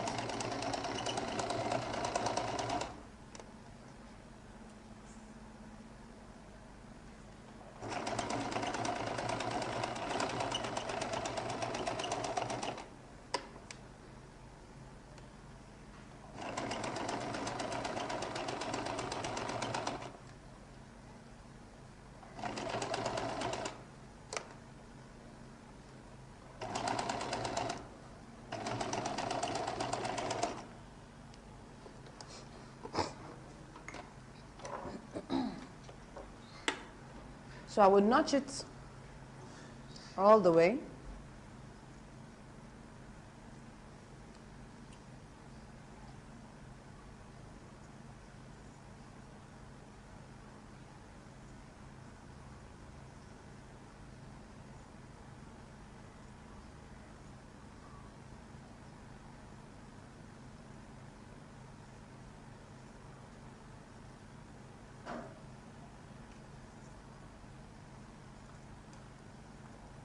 Okay, I'll remove the pins. Now top stitch on the piece that's underneath the collar.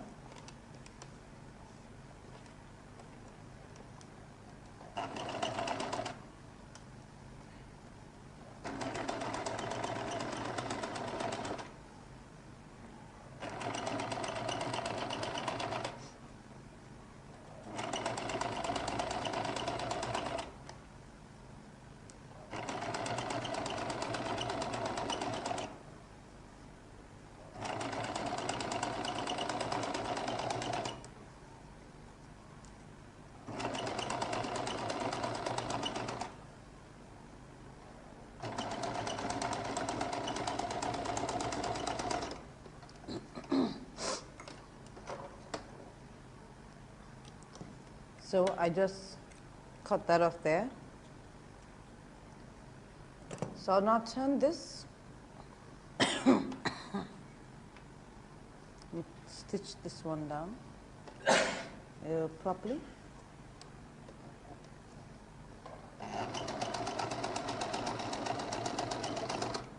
Yeah.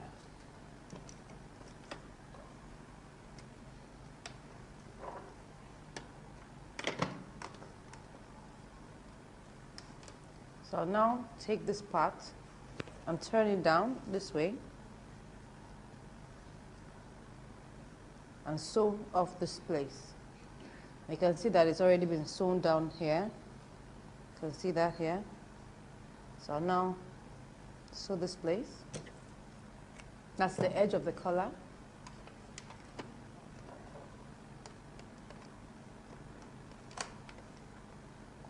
Sew by the side.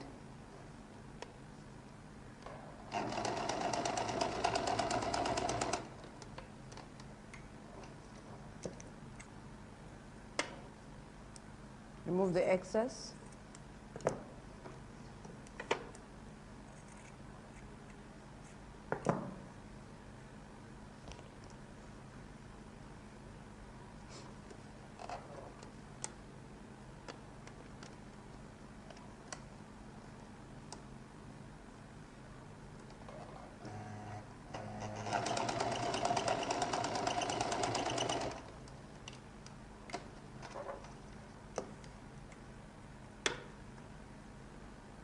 Remove the excess and trim it off like that. And we turn to the right side.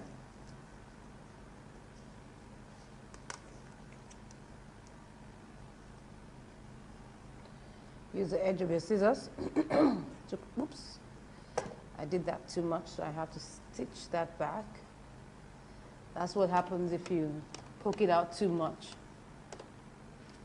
So, yeah. So I have to be gentler when I'm doing that the next time. Just turn it gently. You can use your finger. There's another way to just do that, and then you get it out that way.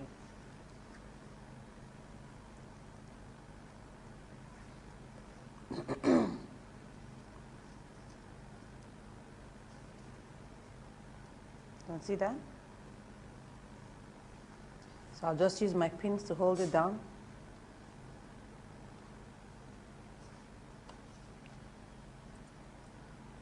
You can actually tack that if you want, or iron it out before pinning it.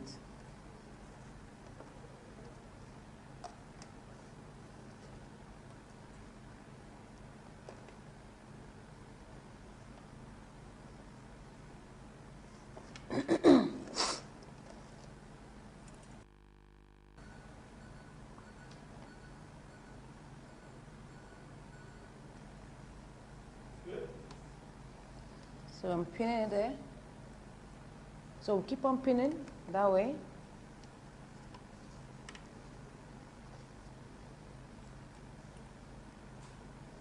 This is to keep the this is to keep the collar in place.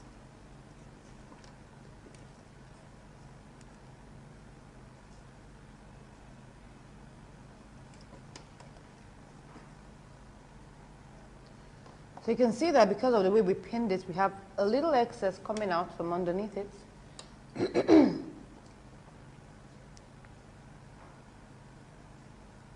Good. So I'll trim that little excess off. That's a slight excess. It's not so much.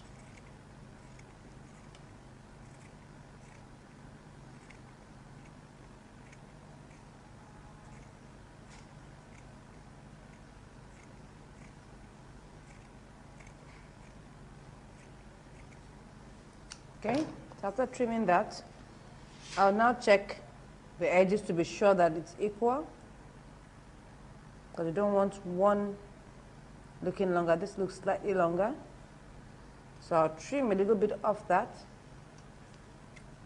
because 1/8 can make a huge difference in the way a color looks. So trim that down. Check it, take a look at it again. Yeah, it's equal. So once I've done that,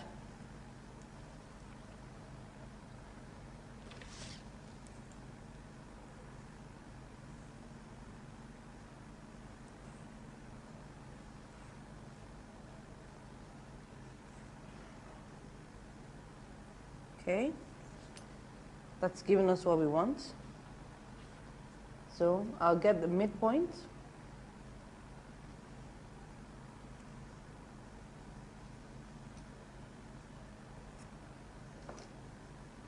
So this place I have notched now is my midpoint.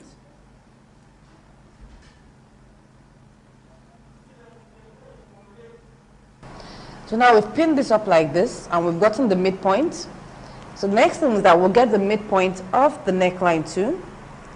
Well, most times we always assume that the line at the back should be the midpoint, but you know, at times due to a lot of shifting and sewing and stuff, like that, might not necessarily be the midpoint. So you need to place this together at the two. Place the two edges together, then now begin to take it to the back till we get the midpoint. Just like I told you, just a slight shift, you see that? Very slight, not much.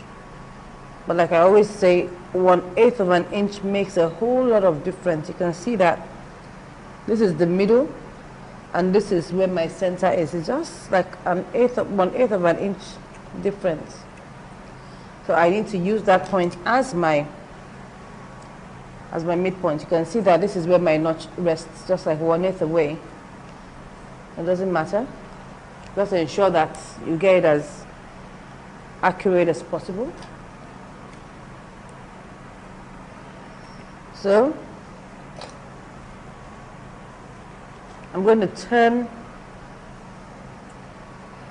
the jacket back to the wrong side because of the way we're going to sew it. We need to sew it. We need to insert the collar and sew it in. So we'll turn it back to the right side, to the wrong side.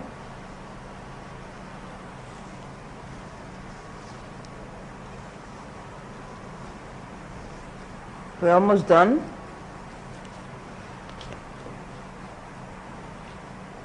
So this is my midpoint here. I have marked. You can see it here.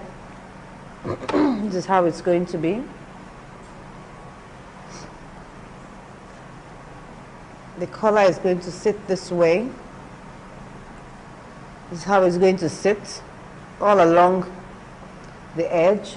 So you need to understand that. So this is how we're going to place it. The side that doesn't have collar, say, would be facing the back this way. So we pin it there.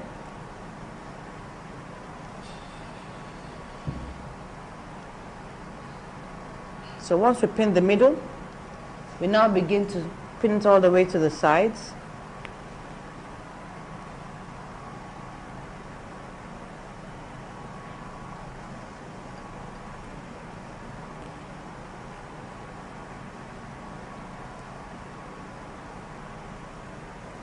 So what I need to do is to ensure that I get this edge equidistant.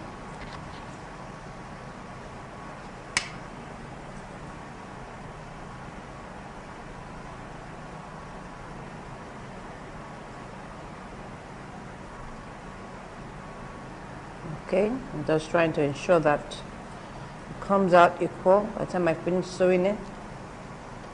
So I pin it in place to be sure.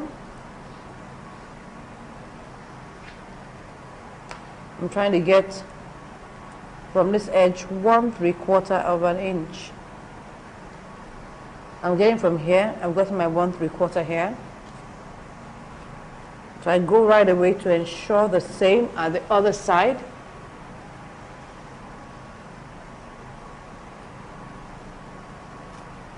This is how it will be folded.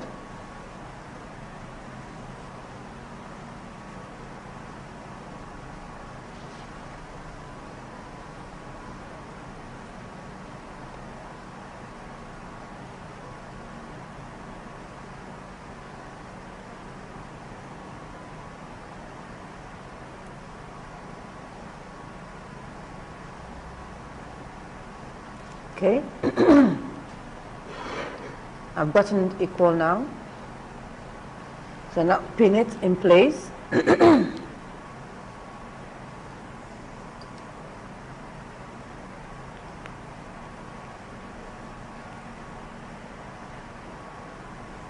For whatever you're doing, equidistance is very important because you don't want one side looking bigger than the other side. That won't look professional enough. So now I'm going to stitch it down first, so that I can remove all the pins and then pin it back.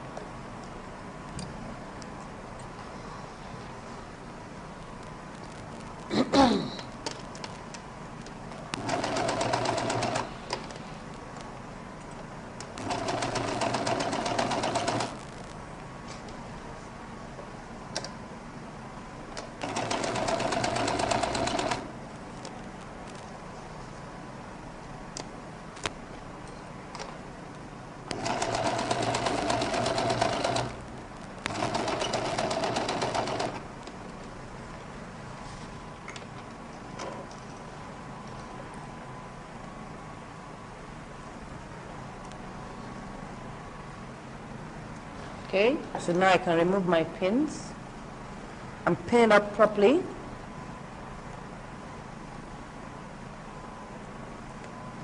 So now take all these edges and pin them up properly.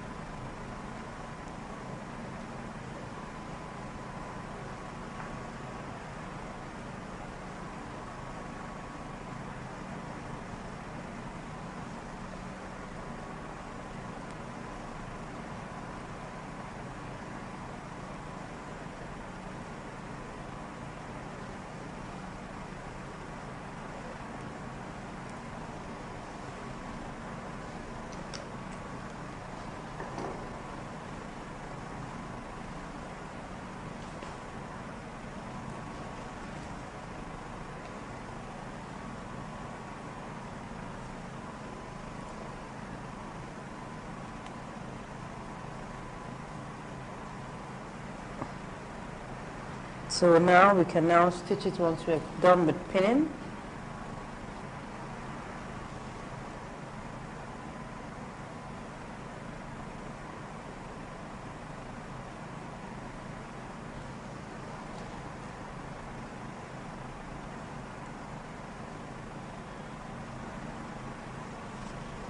So I will now pinch this, pin it in place.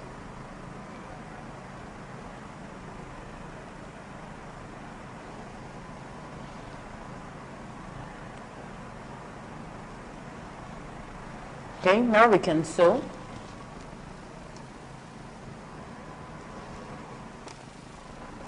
I'm going to stitch 1/4 of an inch.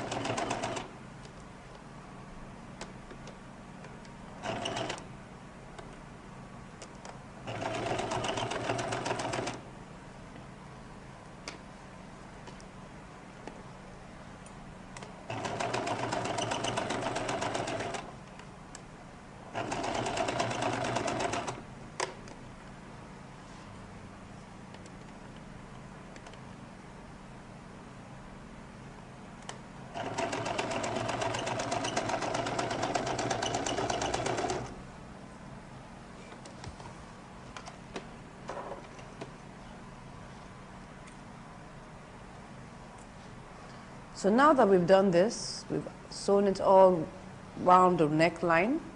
We'll remove the excess that's there. Remove the excess, the bulk, and then we will notch it all through the neckline.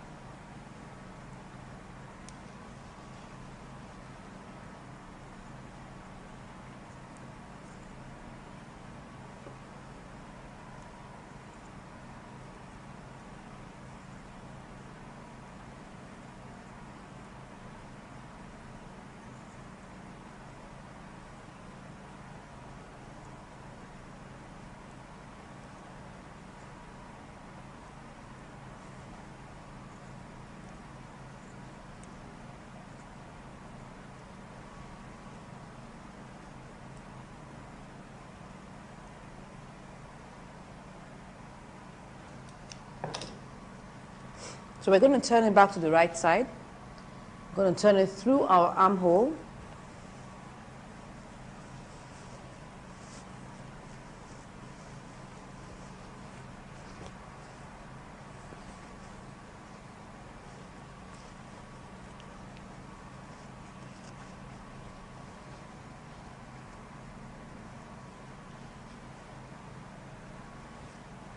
You can see it's the same.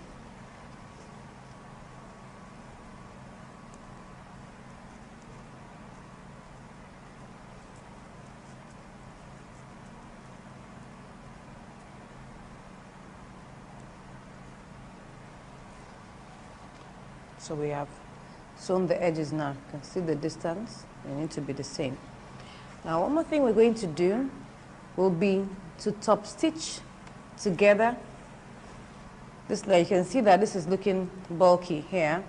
Not really bulky, just that it's moving and shifting. So we need to top stitch it down so that it doesn't move around and it rests well. So I'm going to pull it very well.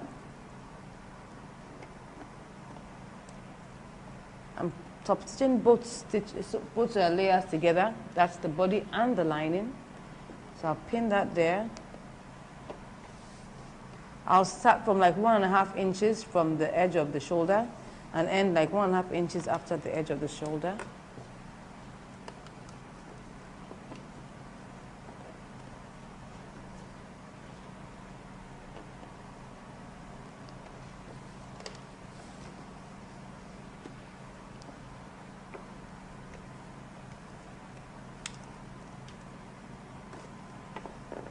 So I'm pulling it so that there are no folds.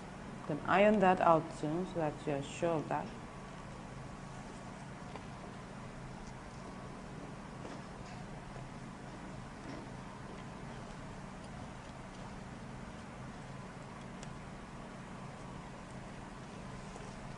So I'll start like 1.5 inches before the shoulder here. Let me make it 2 inches.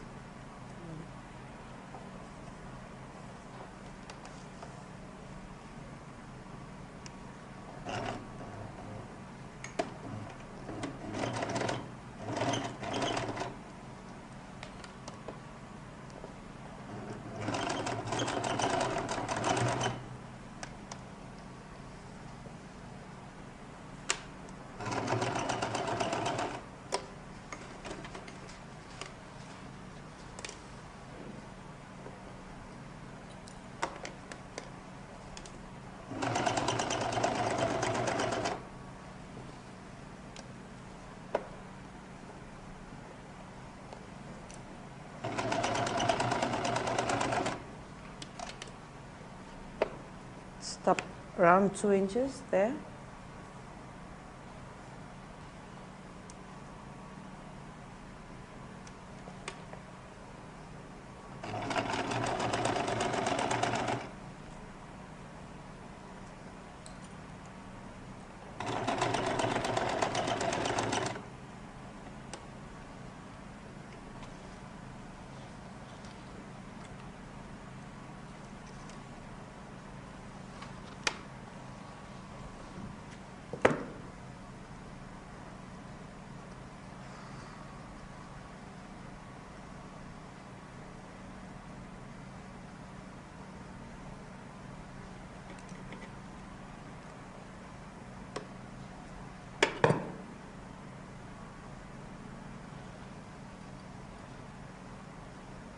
So moving all the excess threads around there.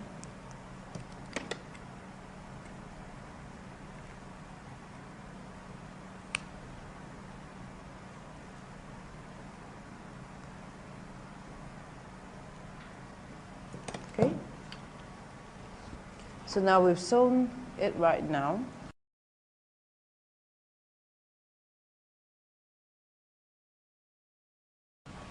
Next thing we're going to do will be to pin our armhole.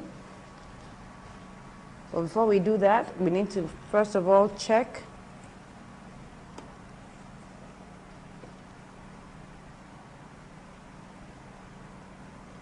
to trim off a little.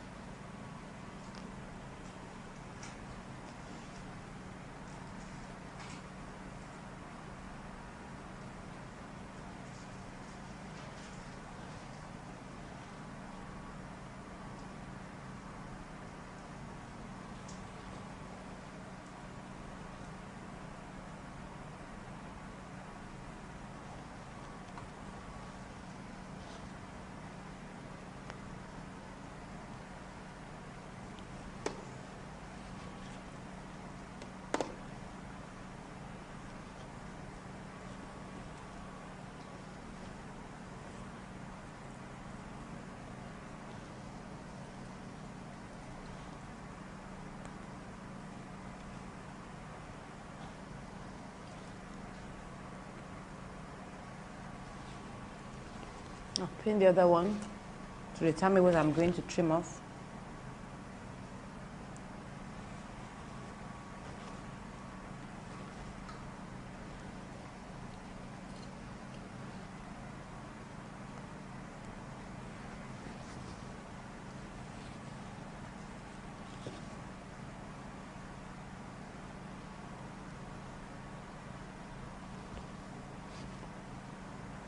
Now we're going to trim off a little there.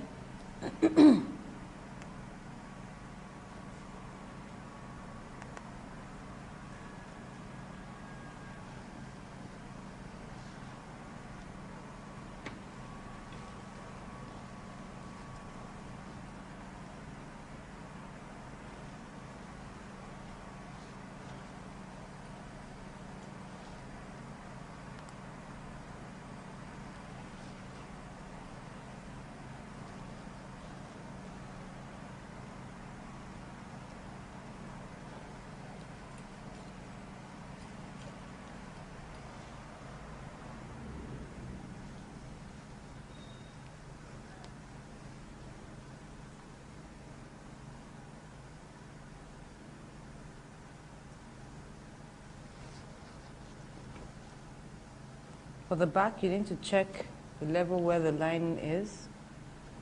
Make sure that one is not shorter than the other.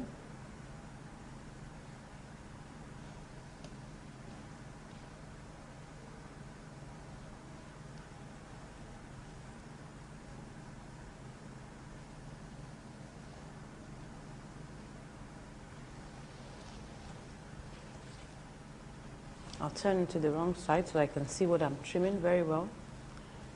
You can see I need to take some part of that off.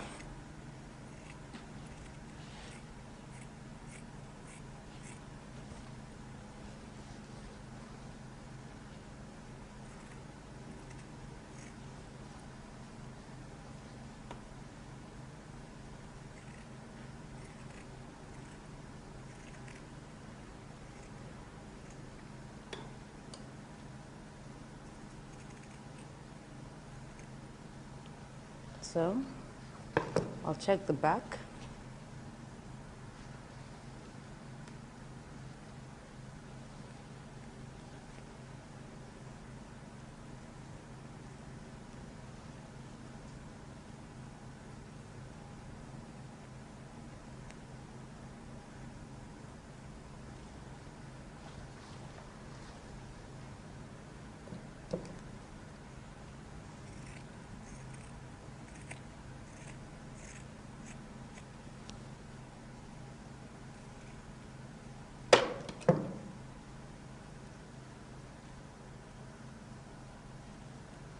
Okay, let's trim the second sleeve, the armhole.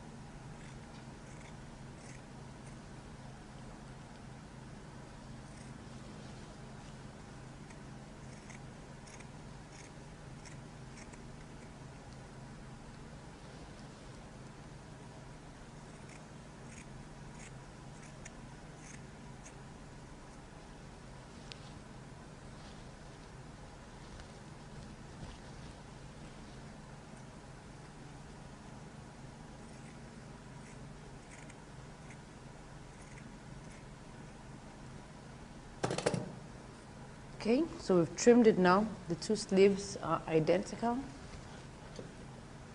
I'll now check the arm side. That's the measurement of the armhole. Because at times it may be different for each armhole.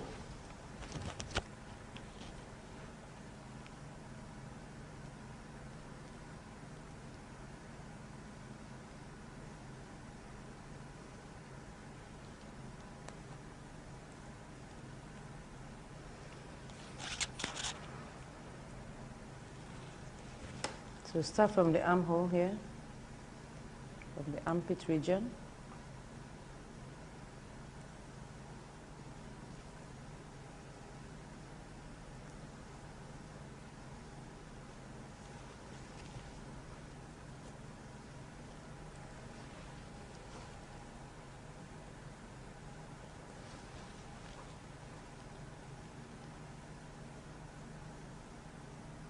This is like 19¾ Let me check the second armhole.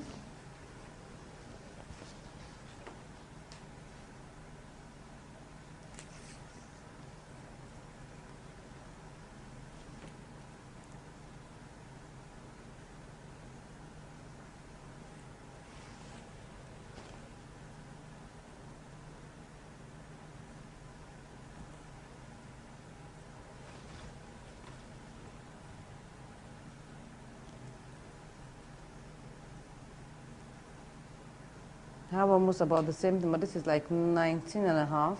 So we'll use 19¾ because it's bigger of the two. So we'll use that as the measurement of what we want to do. I'll pick my sleeves, put that here, and shoulder pad.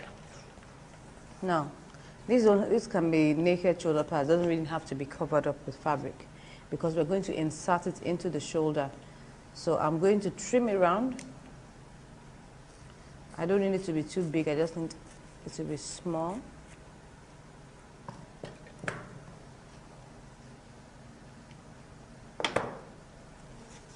So let me see, let me check whether it's just fine.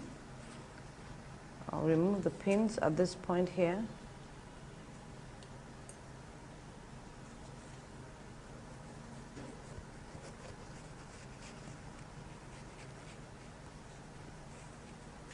Okay, I think it's just fine. Can sit there. So you put that in halfway there and you pin it back.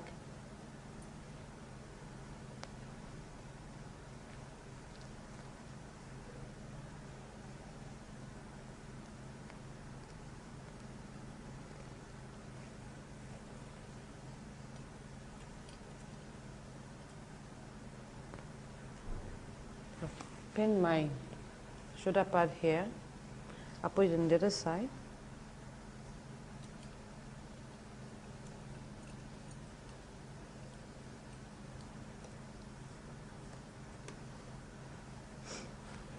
Take my shoulder pad.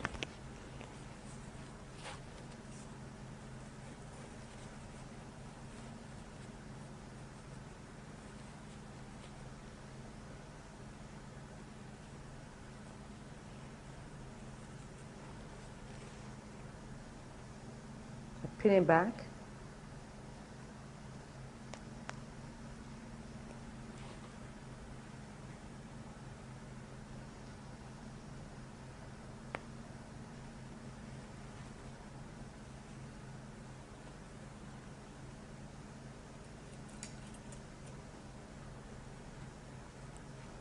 So now we put our shoulder pads in. You can see that it's not really big, it's just a very small shoulder pad. You can decide to do without it if you don't want shoulder pads. So I'm now going to ease in my sleeve. Now if you check what is here, what we're using is 9¾ inches.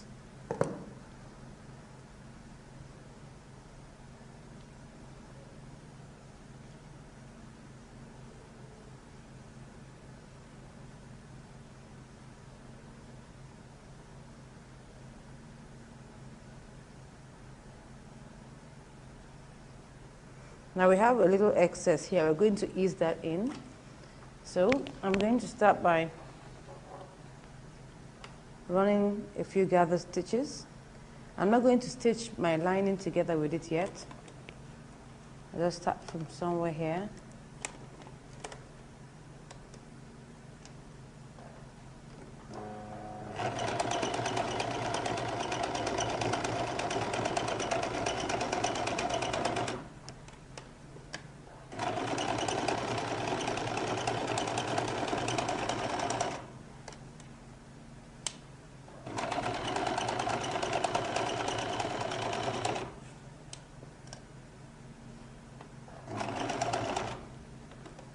Okay.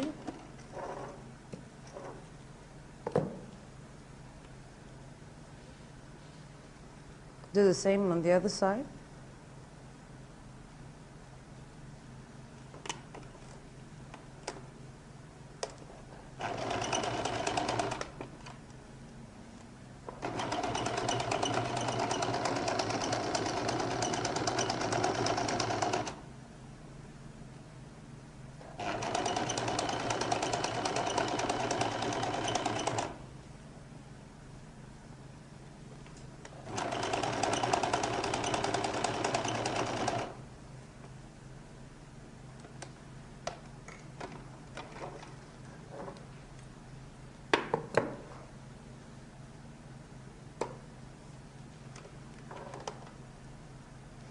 So I'll now pick one of the strands of thread and pull this as a slight gather.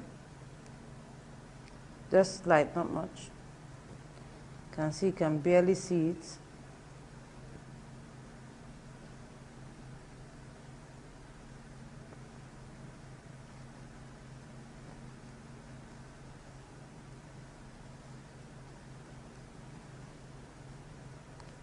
Let me try this on the edge. It's a little tight there.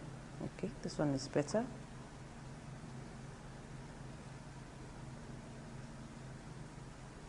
can see, you can hardly see the gathers. It's just something that gives it a slight ease.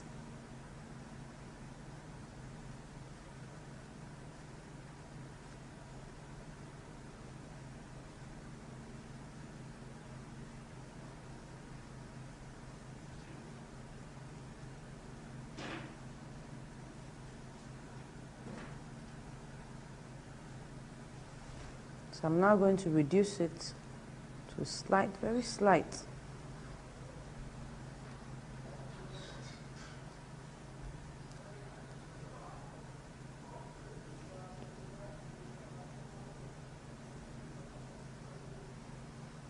I'm going to measure around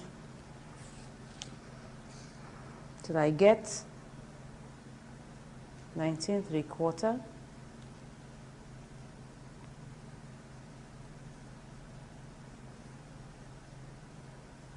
I have 19, so I need to reduce it.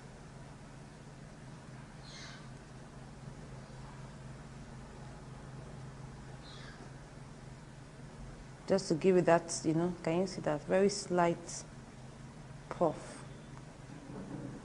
It's called easing in.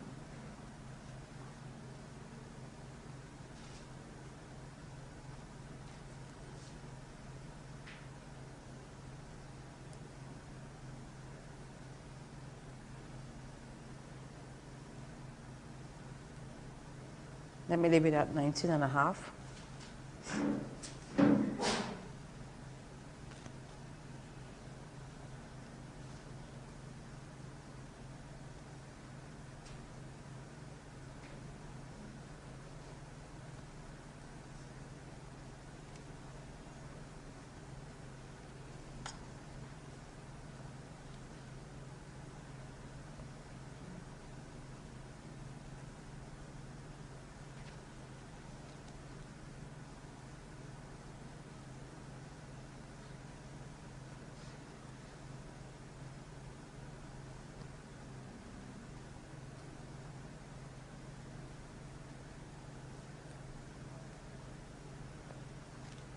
So now I'm going to pull this and check.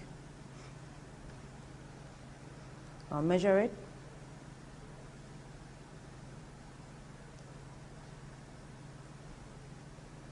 You can see I'm placing my tape rule on the line of sewing. What I have is almost 19.5, so I'll just release it gently.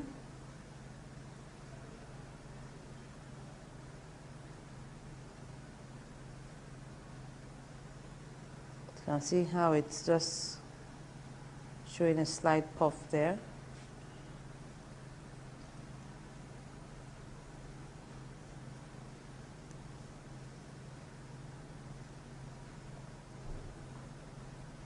No, I'll leave it at that. Okay. I'll now pick my body, the body of the jacket, fold it to the wrong side, take my sleeve. Now, one thing we need to take note of is that when we want to fix the sleeve for the jacket, like I told you, that we're just observing a few rules from making the suit, so it's not like as if it's a full suit. One of the things that you notice when you're wearing a jacket is that the sleeves are tilted forward gently. So, to just try to achieve that, we're going to move the point of our shoulder like half an inch backwards, so that by the time I fix my sleeve, I have my hand moving gently like this. That's just the whole idea. So I'm going to place, instead of using this as the center, I would place it half inch backwards, so that my sleeve will tilt gently to the front. So this is the point I'll use. I'll start with pinning my sleeve there.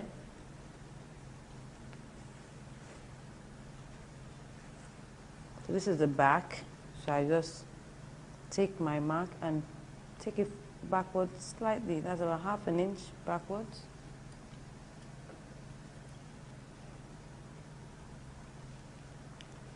So once I've pinned that, I can now begin to pin the other parts.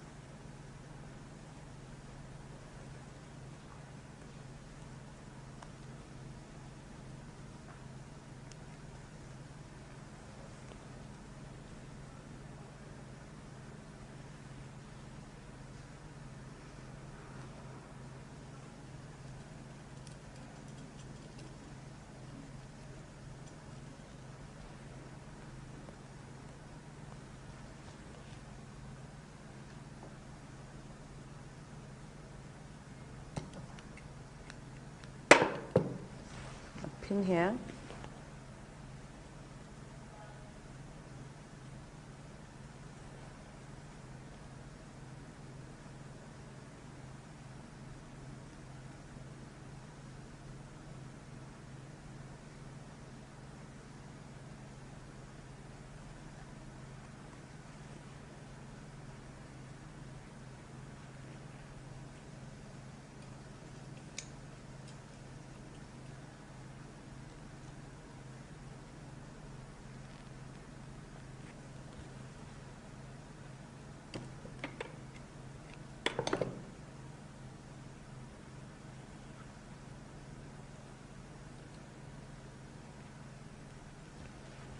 So you can see that it just fits snugly.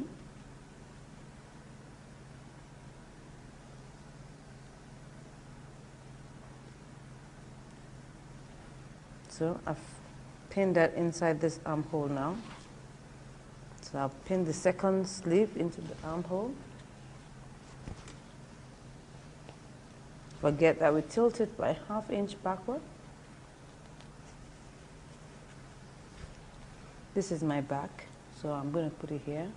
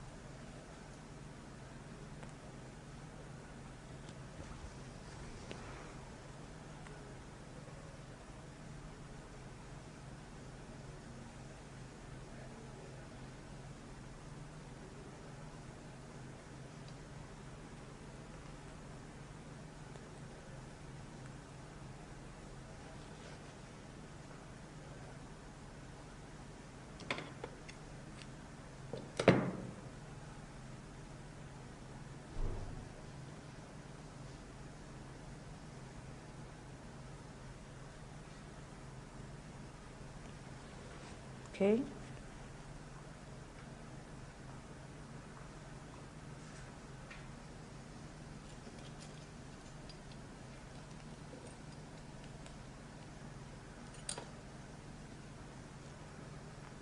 So I've pinned it now. I can begin to sew.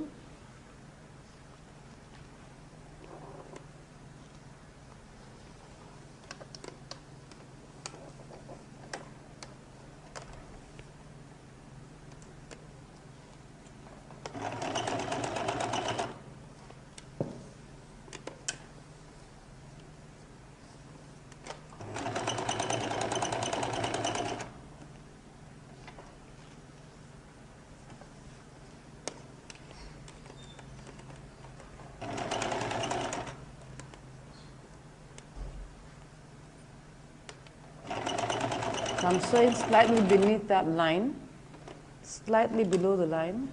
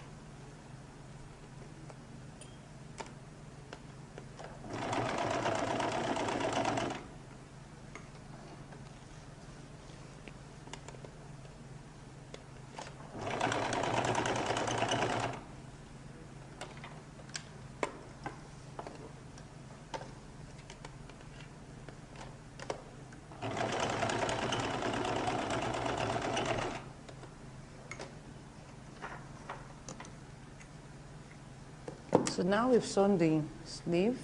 Let's check around to be sure everything is okay. Let's sew the second sleeve.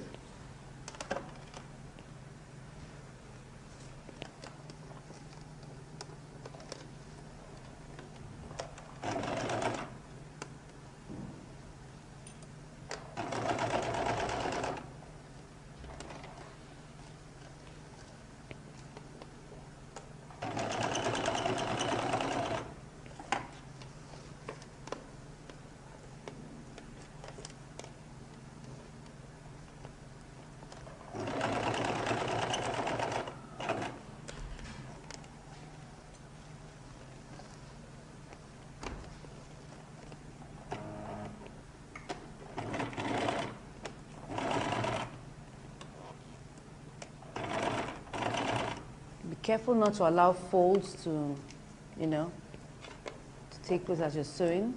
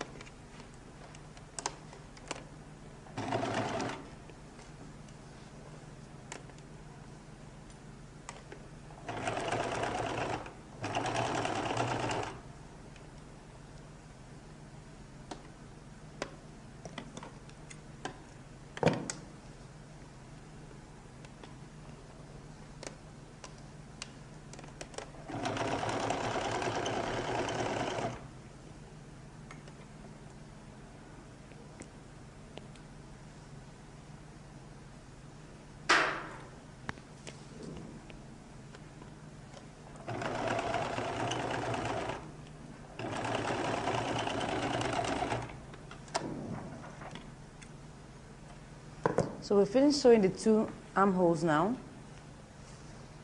So we'll check it to see how it looks like.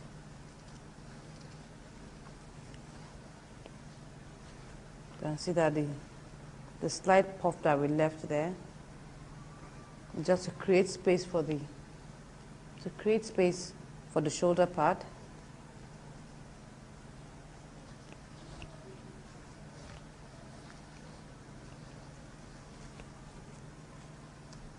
So remove the pins.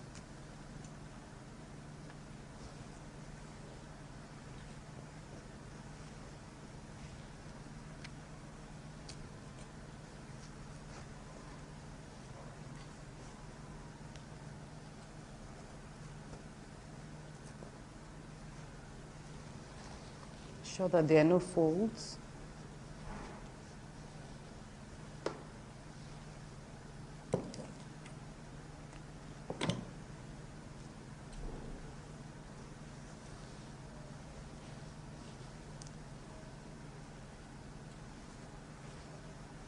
You can see how this just rounds up nicely. It's because we put the little easing in that we put in. That's what makes it just, look slightly rounded like that. So I'll just take this in, my lining, turn it back to the wrong side.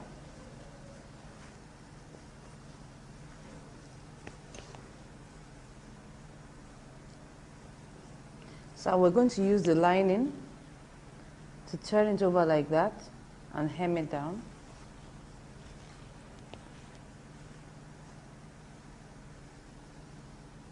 I'm going to start with this point here.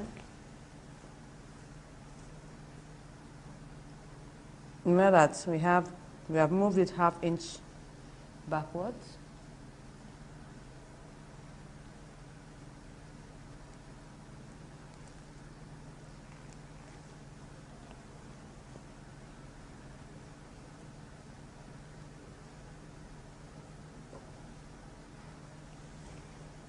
So I'll just be pinning all the way around now.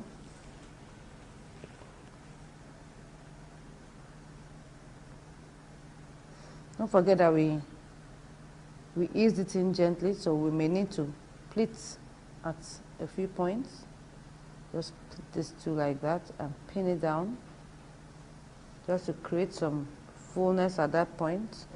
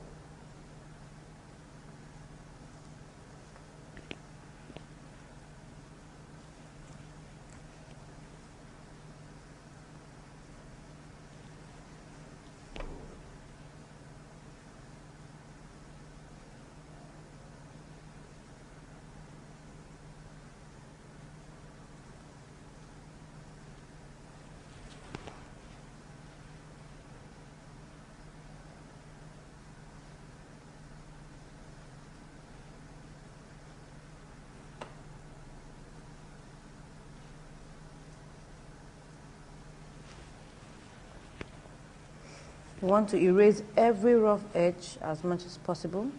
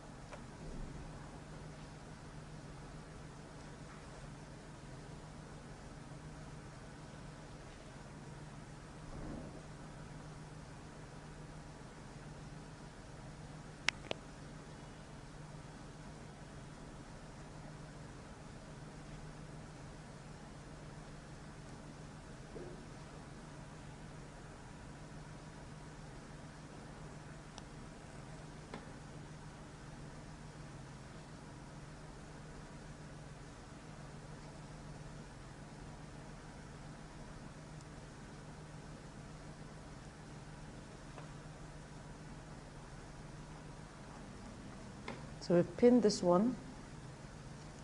Let's pin the second side.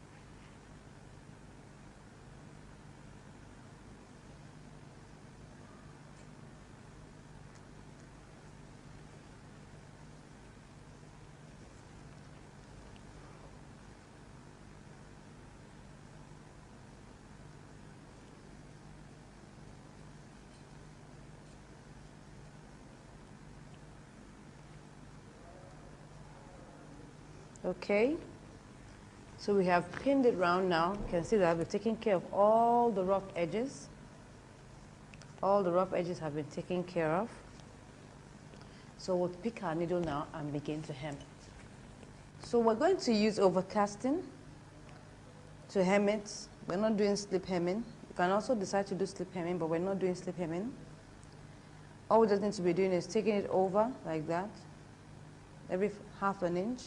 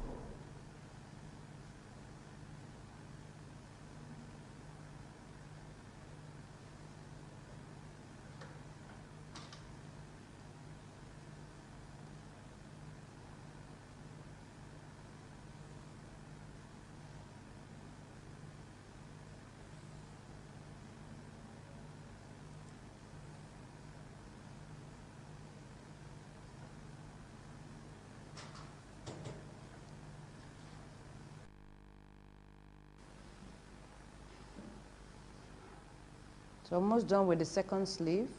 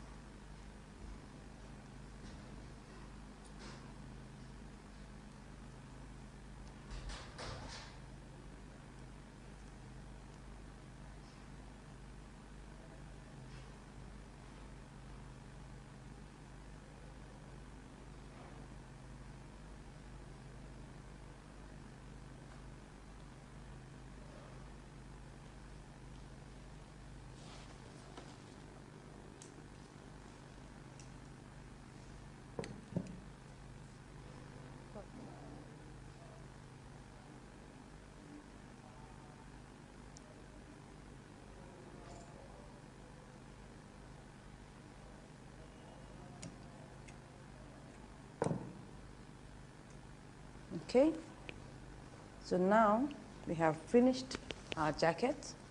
What remains are the buttons.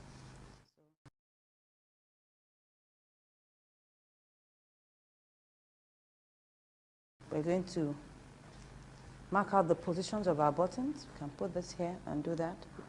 Since there are not many buttons anyway, so you can actually mark them here. Now, because this is a female outfit, it's going to be right over left. That means this is the right-hand side over the left. So I pin that here. I can get the position of my button. Now I'm using this lovely big button, very imposing button. I'm also going to put that here, sew it up here. You can see how it looks really cute. So I need to first of all measure out my button and know what the size is. You can see that this is like slightly above an inch, just about an inch. No, this is about 1/1/8, fine. So my buttonhole will be 1/1/8 plus another 1/8, and that will be 1/1/4. I'm going to use, it's a big button, so that means we need a bigger buttonhole. So I'm just going to do this because I only want to use like 2 or 3 buttons here. I get this pinned this way, make sure that this is equal.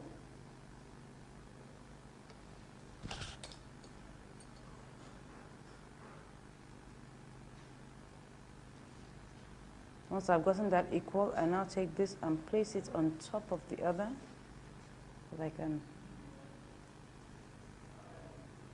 get it like that.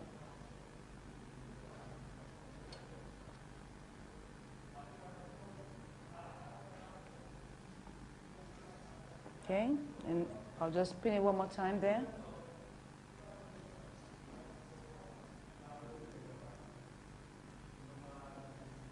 Okay, I'll now begin to mark out my my buttons. Let me put my first button here, about 1/4 of an inch. So let me see that. Put that here.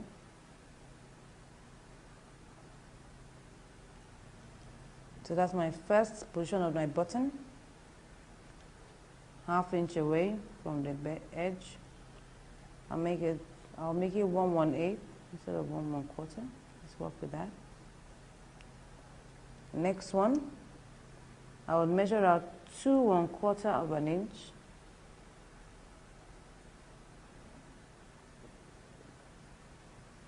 Final one, 2 1/4 of an inch.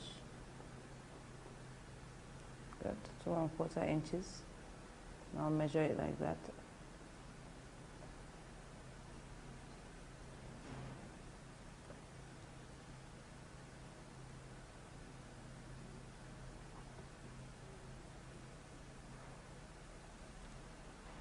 So you can see that faintly there. So we have 1, 2, 3. Then we put a button here and we put a button on the other side. So let's do our buttonholes, after which we will fix our buttons. So set it.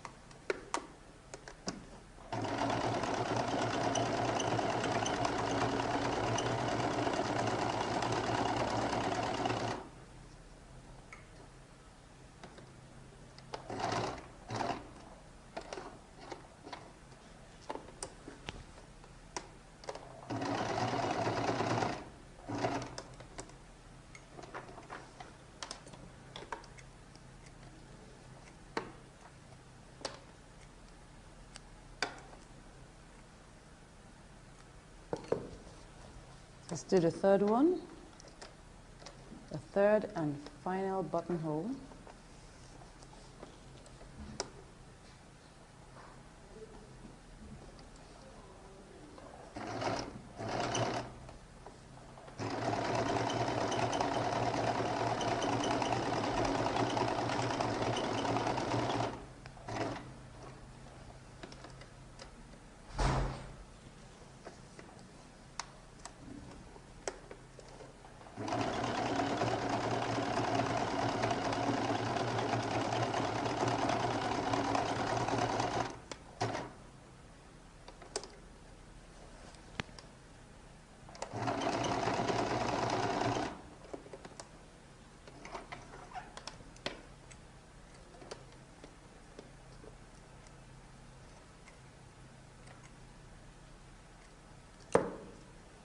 Okay, so we've done our 3 buttonholes. We'll now cut through it. Just match them like that.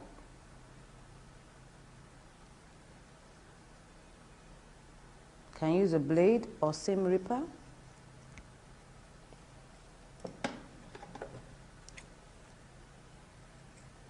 Then you cut a little. Now cut the rest.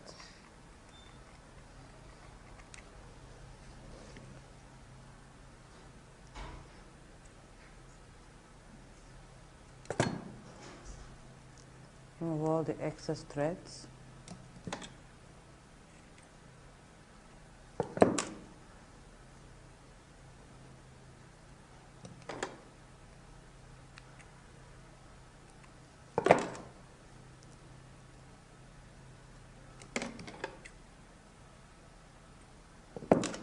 Okay, fine. Let's do the second one.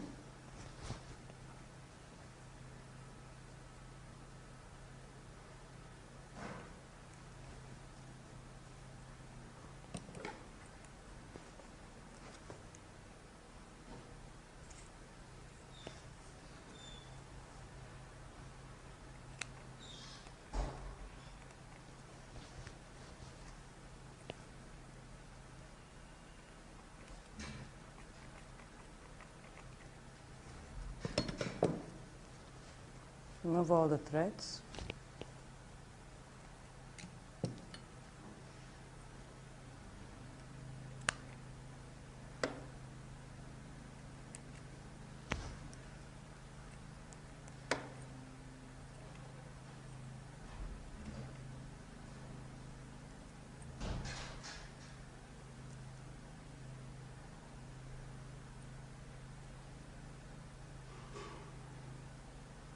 Because the fabric is a fraying type, so you need to get rid of all the excess threads, or else you won't really enjoy the buttonhole. Okay, done the second one.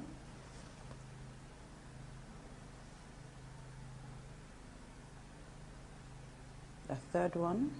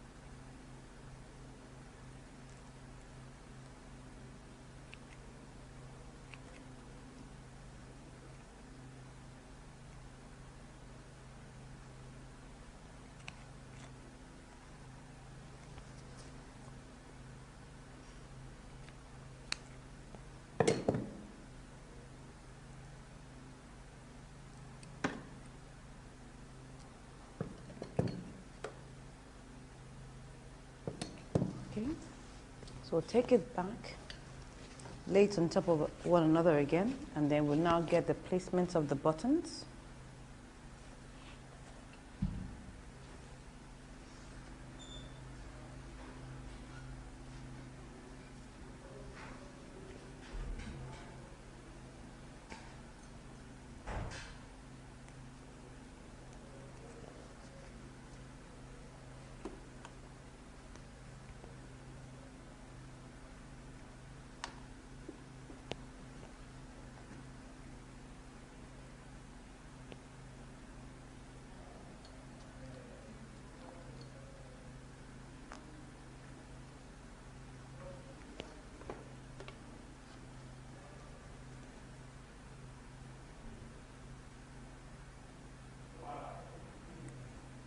So I'll mark the position of the buttons.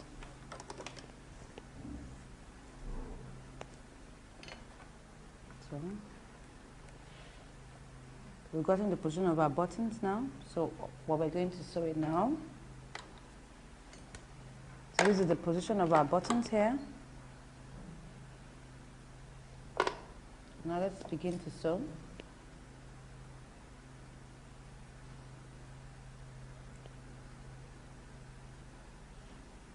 Now because we have a button that has 4 holes, we're going to sew in a cross direction. That means it's going to look like an X.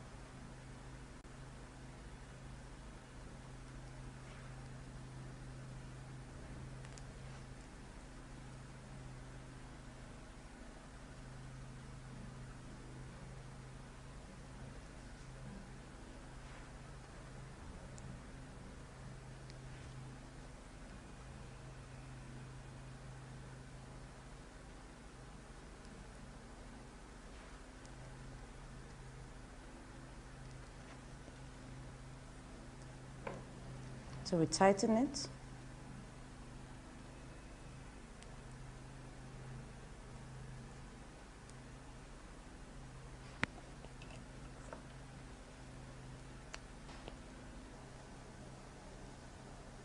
So we're on the last button now.